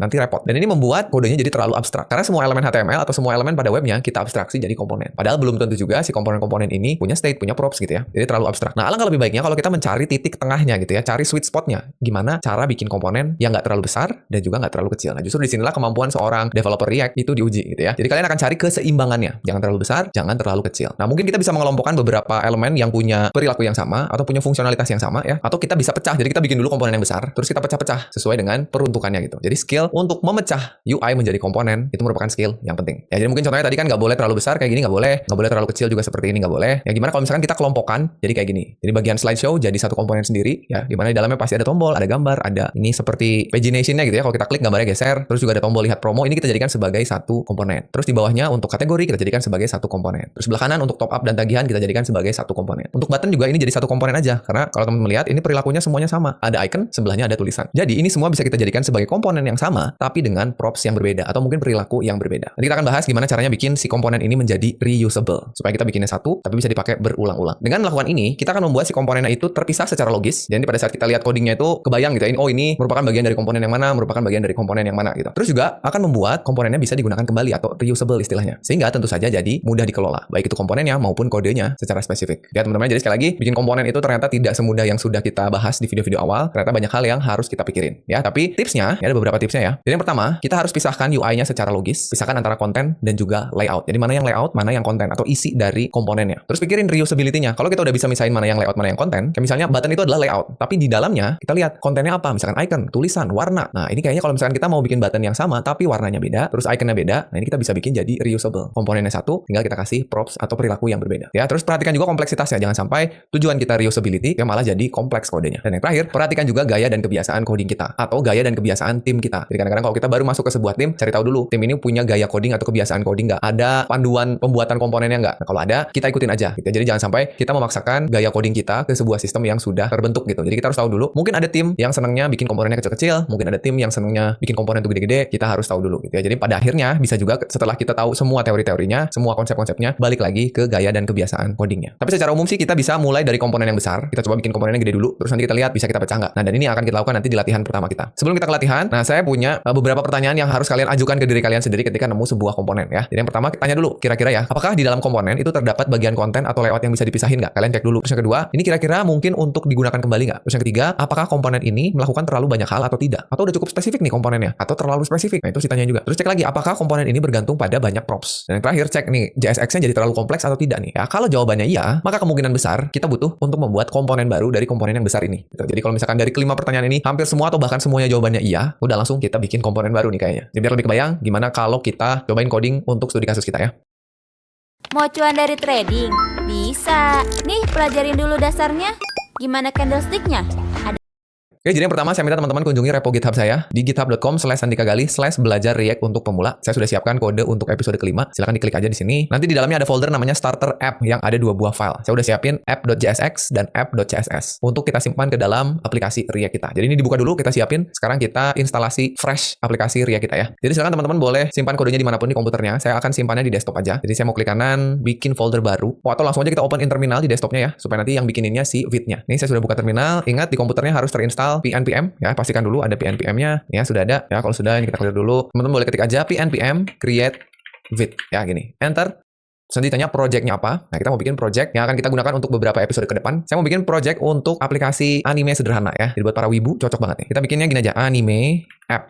Jadi kedepannya kita mau connect ke sebuah public API yang berisi daftar anime untuk kita tampilkan di website kita. Ya, ini sebenarnya project klasik ya. Silakan ditekan tombol enter aja. Terus kita pilih framework-nya pakai React. Silakan diarahkan pakai tanda panah. Terus kita pilih JavaScript polos saja. Oke, enter. Sudah ya, dibuatkan folder dan instalasi pnpm-nya. Jadi langsung aja ketik cd anime-app. Lalu enter. Terus kita ketik pnpm install.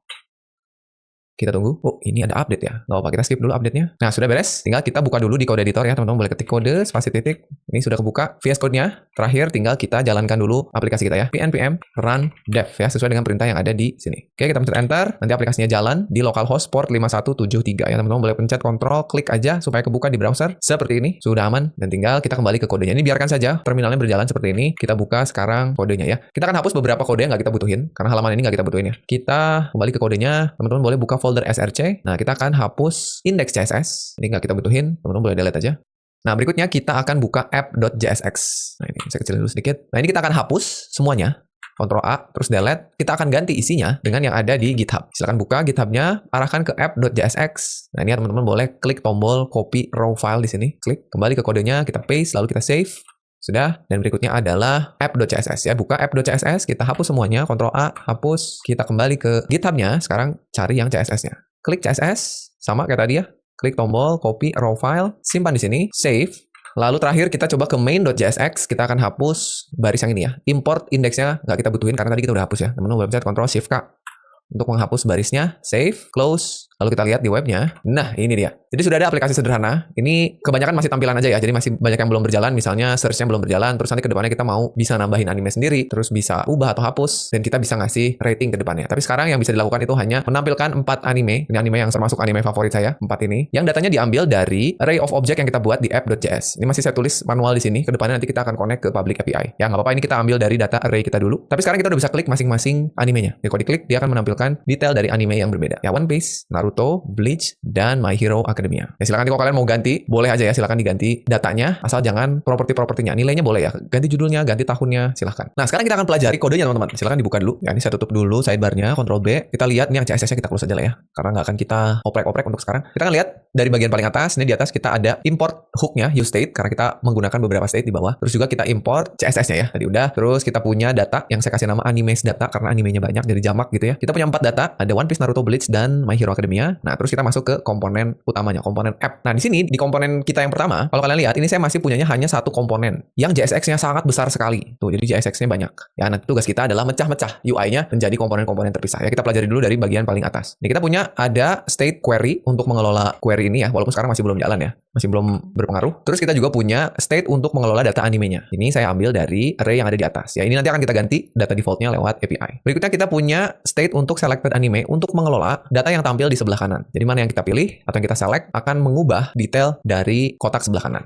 Itu state yang ini. Lalu ada state is open 1 dan is open 2. Ini untuk ngecek apakah kotak ini lagi dibuka apa enggak. Karena di sini saya kasih tombol minimize. Tuh, ya. Jadi ceritanya kita bisa nutup gitu. Oke, ada 2. Yang sebelah kiri is open 1, yang sebelah kanan is open 2. Berikutnya kita punya sebuah function handle selected anime untuk memilih mana yang akan tampil di sebelah kanan. Ya, nanti ini akan kita kirim sebagai props. Nah, yang pentingnya di sini kita punya banyak elemen ya. Jadi yang pertama ada navbar untuk bagian atas. Ini semua ya. Di navbar ada 3, ada logo yang pertama. Oh ya, aplikasi ini namanya Weibo ya. WEEBOO ya. Ada logonya. Terus di bawahnya ada search container. Nah, jadi search container ini menampung 2 hal. Search inputnya dan search resultnya. Jadi secara default yang tampil semua data ceritanya ya, semua data yang ada di sini tampil yang 4. Nah, pengennya nanti kalau kita cari sesuatu gitu ya, munculnya sesuai dengan jumlah hasil pencariannya. Sekarang masih belum berjalan. Bahkan masih kita tulis manual 4 yang nanti kita benerin. Itu di bagian navbar dan kayaknya teman-teman harus sekarang udah bisa mencoba-coba untuk berpikir atau nebak-nebak kira-kira ini cocoknya jadi komponen sendiri apa enggak gitu. Berikutnya di bawahnya ada komponen main ya untuk nampung 2 kotak ini. Kotak yang pertama, ini ada elemen yang nama kelasnya box. Itu untuk kotak yang sebelah kiri berisi daftar anime. Ya, di mana saya punya tombol itu yang sebelah kanan atas ini ya, ini button. Nah, nanti dan di bawahnya saya punya conditional. Kalau tombolnya lagi terbuka, is open 1-nya bernilai true,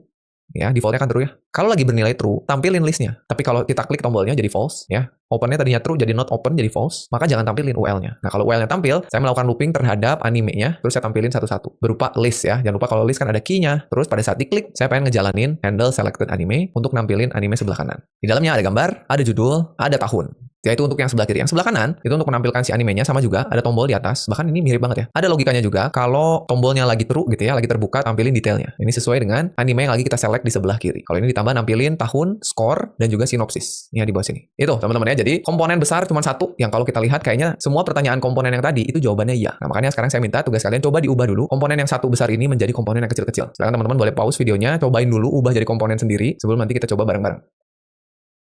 Oke teman-teman, di video kali ini aku mau memberikan sebuah trik bagaimana cara menggunakan tools rahasia untuk menghasilkan Oke, kita coba dari mulai yang paling atas teman-teman ya. Kita satu persatu sedikit demi sedikit. Kita mulai dari komponen navbar. Ya, kita ambil dulu navnya. Cara saya tuh biasanya gini, saya tutup dulu komponen terluarnya, klik navnya jadi komponen sendiri, terus kita cut. Kita blok, kita Ctrl X begini. Lalu di sini kita panggil nama komponen yang akan kita buatnya. Sekarang belum ada, kita bikin tapi nggak apa-apa, kita panggil komponennya. Misalnya saya mau panggil namanya navbar gini ya. Gini, jadi saya manggil komponen navbar, ada error navbar is not defined. Kita definisikan dulu di bawah.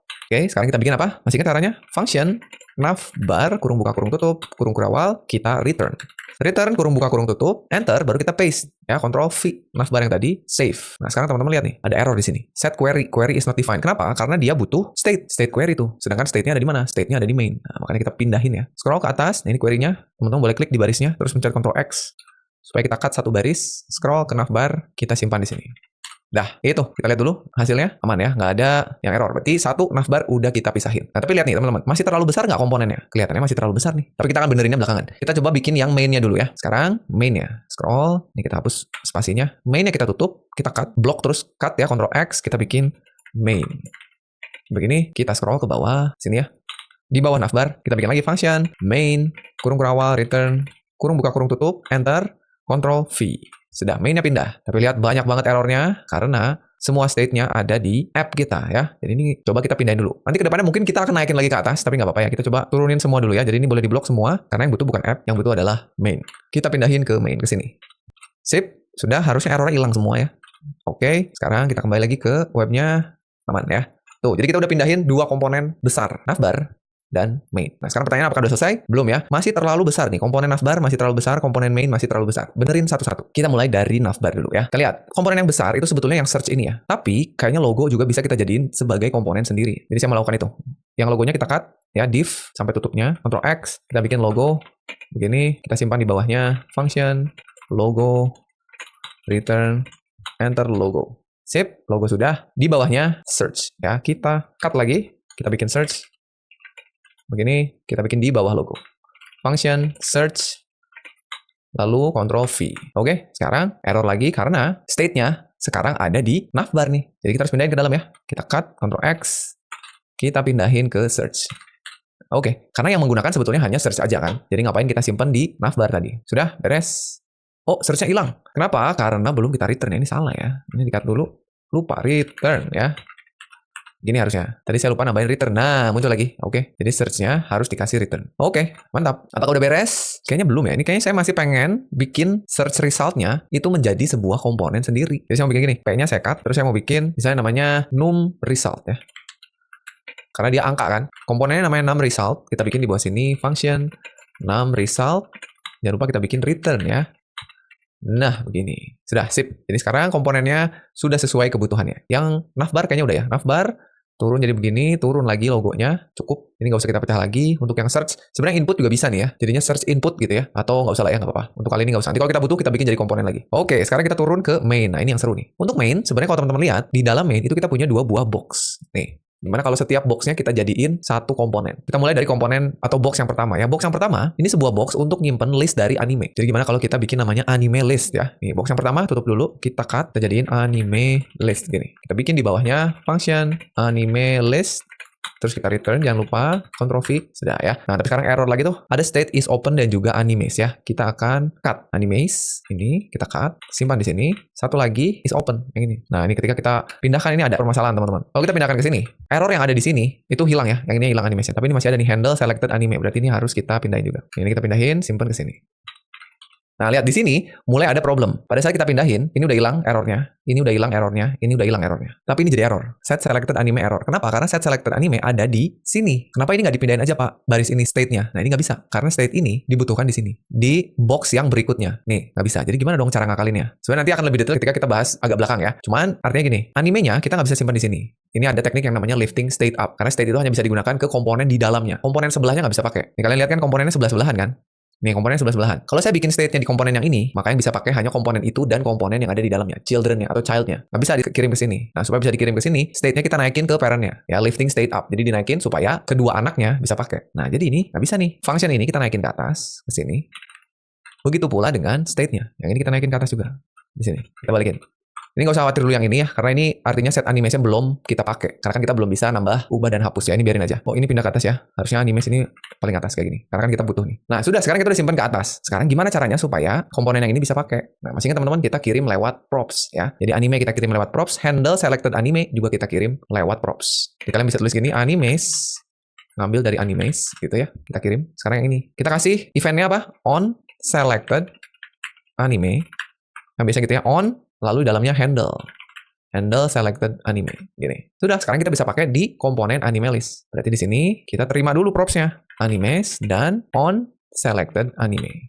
Tinggal dipakai. Ini sudah dipakai di sini. Ini harusnya dipakai di sini kan? Nah, kita ganti aja jadi on selected anime. Oke, sekarang kalau kita jalankan harusnya normal lagi ya. Sip, aman.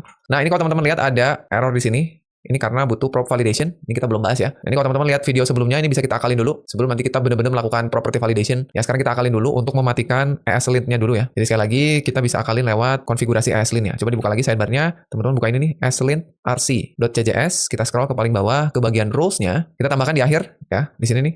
Hati-hati jangan salah nyimpennya. Kita tulisnya kutip react/prop types. Ya, kita isi dengan off. Ya, kita save. Coba kita lihat ke sini, harusnya udah hilang tuh. Ya, jadi untuk sementara validasi tipe dari propertinya kita matikan dulu ya. Nanti kita akan validasi dengan benar. Oke, kita close, Ctrl B lagi, udah beres. Itu untuk anime list. Jadi ini udah jadi komponen sendiri. Berikutnya untuk yang sebelah kanan. Sebelah kanan kita kasih nama apa nih? Kita cut. Kita kasih nama dia tuh apa? Selected ya. Selected anime. Oh, atau gini deh, kita bikin komponennya ada box-nya. Kan tadinya dia kelasnya box ya. Nah, nanti kita ganti nih. Kita bikin ini selected, bukan selected anime, tapi selected box. Gini. Nanti yang atas juga kita ganti jadi list box. Gitu. Atau anime list box. Nggak apa ya, belakangan. Kita bikin di akhir, kita function dulu. Selected box. Gini.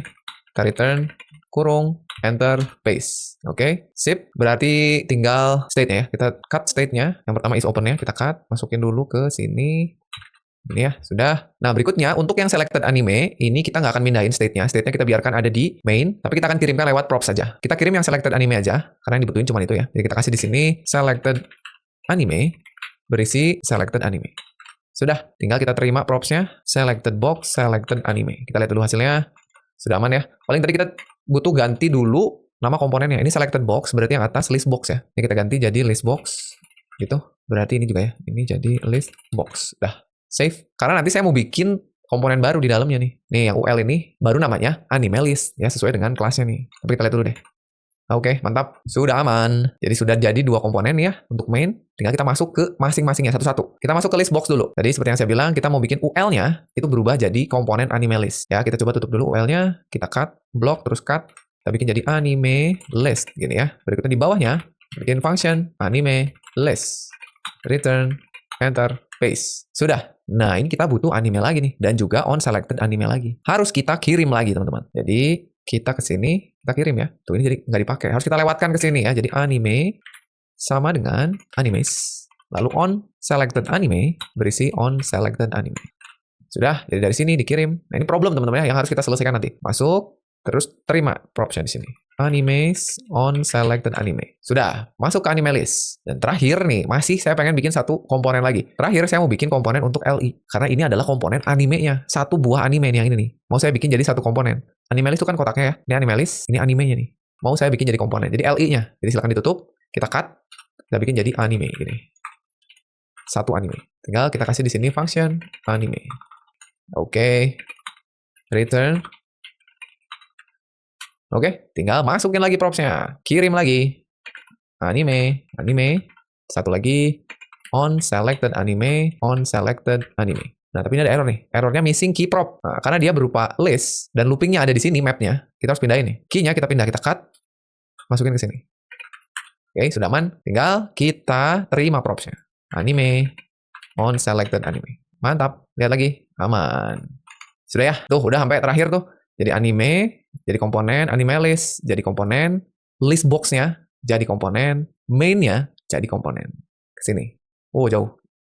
Ini dia. Itu teman-teman ya. Masih ada nggak? Kayaknya masih ya. Untuk yang selected box nih. Satu lagi nih. Selected box, kita lihat. Nah, ini sama juga. Kita mau bikin komponen untuk ini nih. Ini akan kita anggap sebagai anime detail ya. Ini ada 2 komponennya sebenarnya. Ada header sama section. Nggak apa-apa, kita gabung aja ya. Jadi teman-teman boleh ambil komponen div-nya. Ini kita cut. Ini sebetulnya nggak perlu pakai kurung tadi ya. Hapus kurungnya, kita ganti jadi anime detail. Gini, terus kita bikin function anime detail. Ini kita return paste. Nah, yang kurung tuh di sini. Tadi harusnya nggak perlu, nggak apa-apa. Sudah, selected animenya belum dikirim sebagai props. Nanti kita tulis di sini selected anime. Kita kirim ke sini. Selected anime. Sip, lihat hasilnya. Aman. Oke, kayak cukup ya. Kalau teman-teman masih mau bikin ini sebagai komponen sendiri juga boleh ya. Anime detail gitu. Atau detail header gitu boleh juga ya. Sip, teman-teman. Jadi itu dia cara kita untuk bikin komponennya yang tadinya besar menjadi kecil-kecil gitu. Kalau teman-teman punya solusi lain, ya boleh silakan tulis aja di kolom komentar perubahan apa yang teman-teman lakukan. Oke, tapi sebelum kita lanjutkan, kita kembali ke slide dulu ya.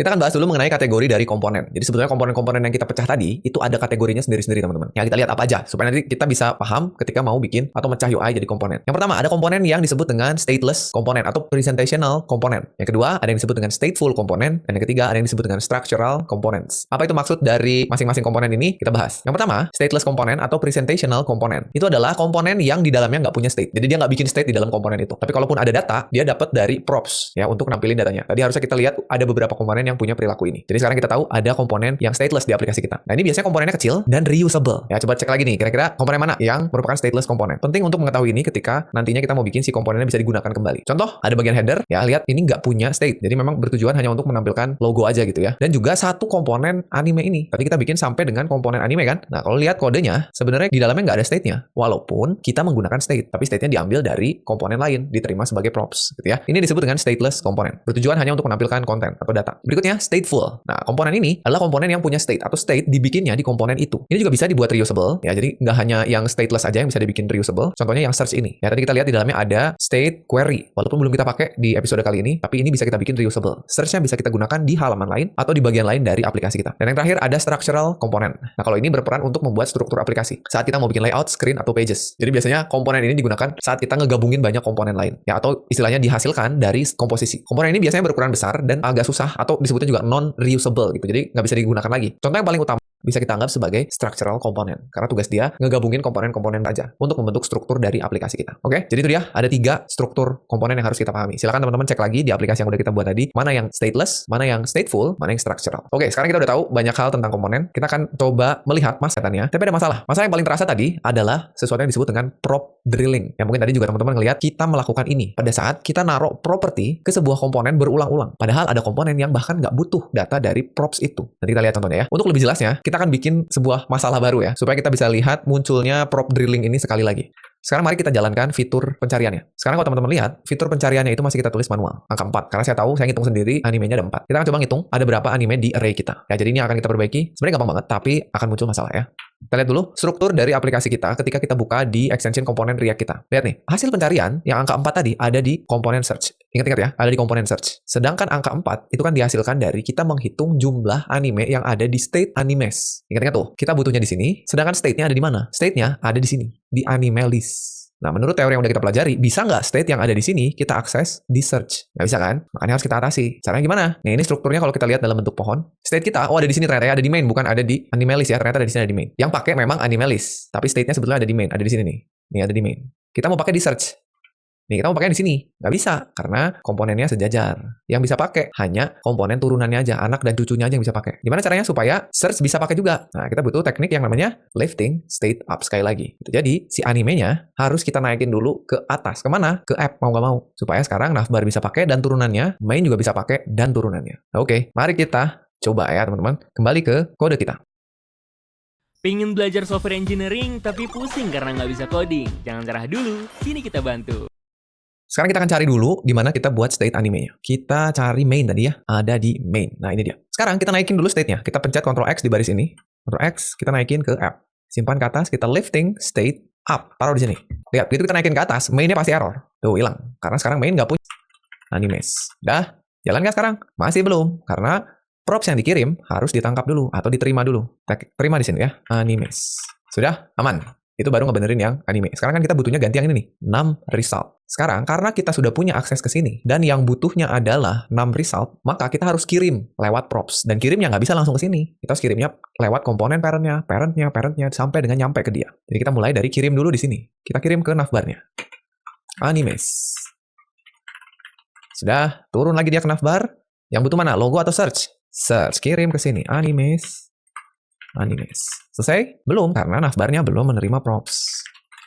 Ya, sip. Turun lagi, search. Sampai ke sini, terima di props. Kirim ke num result. Animes. Sama dengan animes. Sudah. Terakhir kita terima di sini, animes. Oh, jangan lupa pakai kurung kurawal, animes.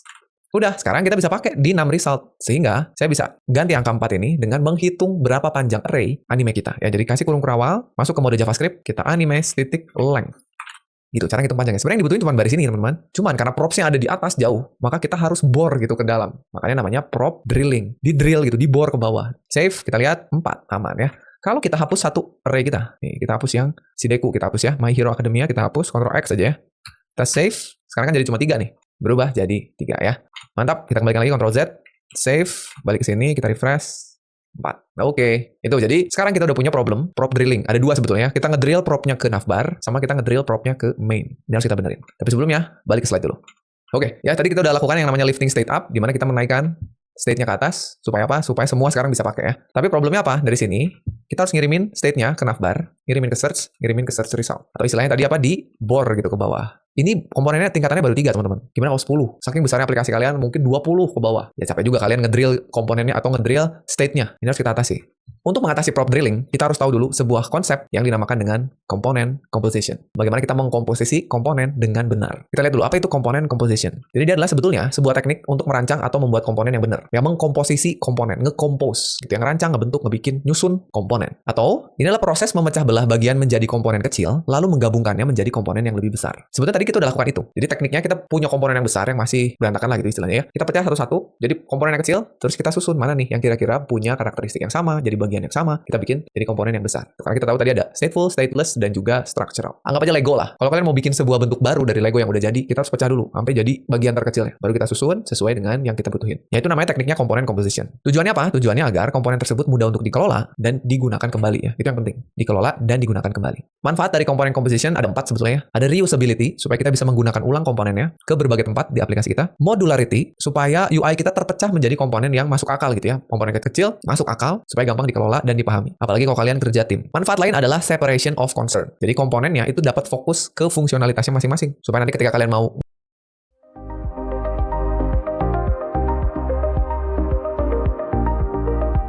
ngedebug ya atau ngetes itu menjadi lebih mudah. Dan yang terakhir, agar kodenya mudah di-maintain atau maintainability. Kalau kedepannya kalian mau melakukan perubahan, mau ngupdate, itu nggak susah. Kalau komponen composition kalian udah bagus gitu ya. Caranya gimana? Cara yang pertama, sebenarnya kita udah coba tadi di awal, kita bikin komponen itu agar mengerjakan hal yang spesifik. Nah, kalau ini butuh jam terbang ya, butuh pengalaman gitu. Ya semakin lama kalian bekerja dengan React, nanti tahu sendiri gitu, mana komponen yang bagus untuk dikompos. Sesuai dengan teori-teori yang udah kita pelajari di awal tadi. Nah, tapi ada cara yang kedua teman-teman. Kita bisa gunakan teknik yang namanya container component. Nah, ini keren banget nih. Ini memanfaatkan sebuah properti spesial atau prop spesial yang namanya children. Sehingga nanti kita bisa seolah-olah membuat sebuah template atau slot gitu untuk dimasukin komponen lain dengan lebih mudah dan modular. Nah, teknik ini bisa kita gunakan untuk memperbaiki prop drilling. Jadi cocok banget kalau mau ngilangin prop drilling pakai teknik container component. Gimana caranya membuat sebuah container component? Sebelum ke kasus punya kita coba kasus yang lebih umum dulu deh. Misalnya gini, kita mau buat sebuah modal box ke depannya. Jadi aplikasi kalian tuh kalau misalnya mau melakukan sesuatu, keluar alert berupa modal. Modal tuh overlay ya. Jadi ada di depan halamannya, ada backgroundnya warna abu-abu transparan, terus ada pop-up atau window kecil gitu. Ceritanya kalian mau bikin buat ngehapus atau nge-deactivate account kalian. Bentuknya gini sih modal boxnya. Ada yang warna abu-abunya, terus di depannya ada pop-upnya. Di dalam pop-upnya ada icon, ada title, ada deskripsi, dan ada tombol. Ceritanya ini, kalau kita buat komponennya kayak gini. Anggap aja sederhananya gini ya. Komponennya namanya modal.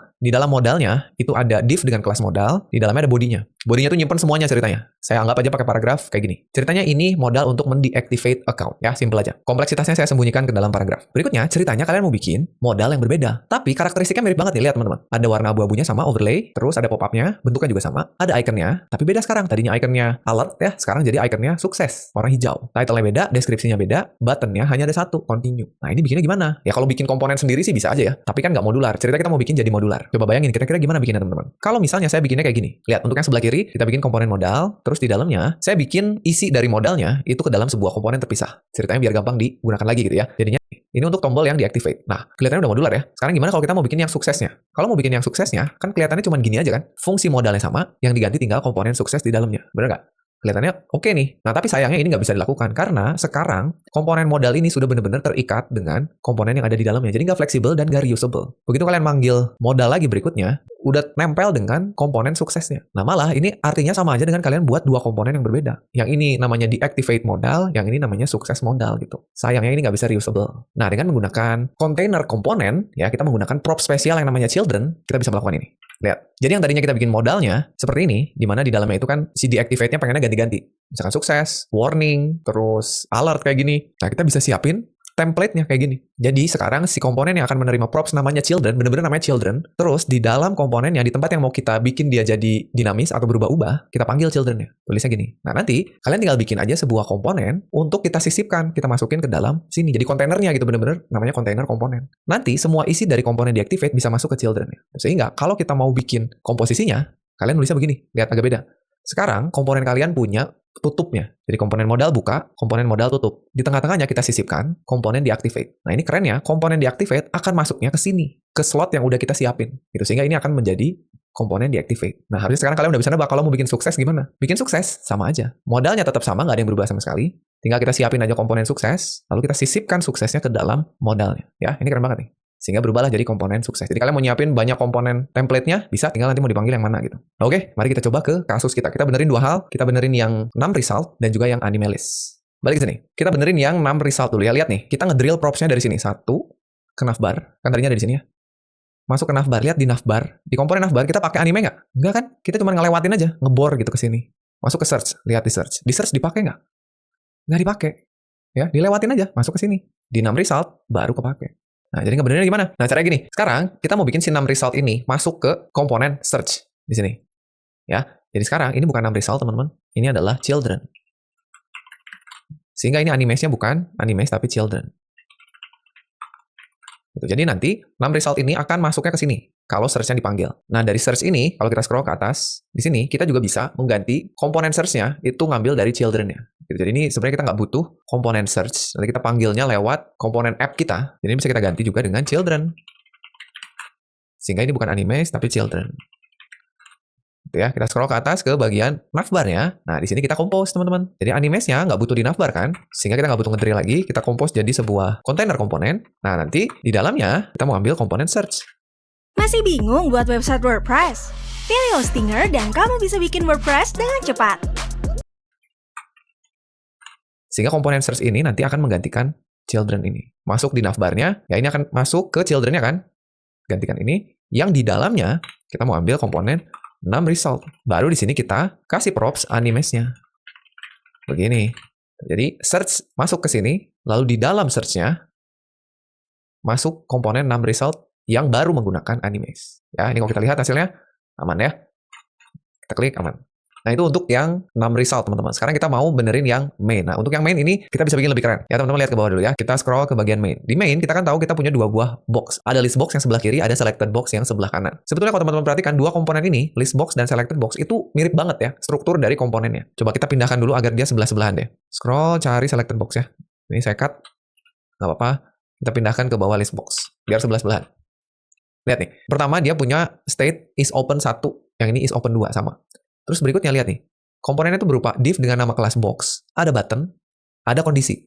Kalau tombolnya kebuka, tampilin sebuah komponen. Ini lihat, sama persis. Kalau komponen kebuka, tampilin sebuah elemen. Nah, kenapa nggak kita bikin jadi satu komponen reusable aja dengan memanfaatkan kontainer komponen tadi? Gimana? Masuk akal nggak? Sekarang gimana kalau kita coba komentari dulu deh ya. Yang selected box-nya kita komentari deh. Satu dulu kita komentari.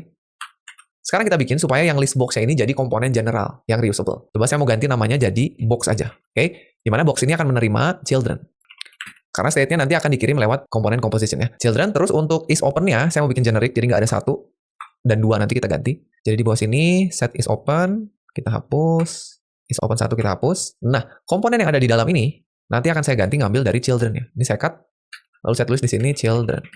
Nih, jadi komponen ini sekarang generic. Oke? Nah, sekarang tinggal di bagian main-nya, ini nantinya saya nggak akan lagi pakai 2 buah box ini. Saya juga mau ngambil dari children. Oke? Ini gimana kalau kita komentari dulu, supaya nggak hilang. Kita ganti aja di sini pakai children. Nanti kita hapus children. Sehingga kita butuh kirim main-nya props children. Nah, dan untuk kedua state dan function ini, kita mau pindahin ke app. Jadi naik ke atas. Kita cut, ya kita naikin ke bagian app. Kita balikin lagi ya. Sini. Sudah? Tinggal di sini baru kita susun. Ya, kita susunnya. Ini kita hapus. Kita buat jadi kontainer yang di dalamnya kita panggil satu dulu si list box-nya. Tapi sekarang kita udah nggak punya list box, kita punyanya box. Ini ya, box yang isinya anime list. Nih yang ini. Ini kita cut.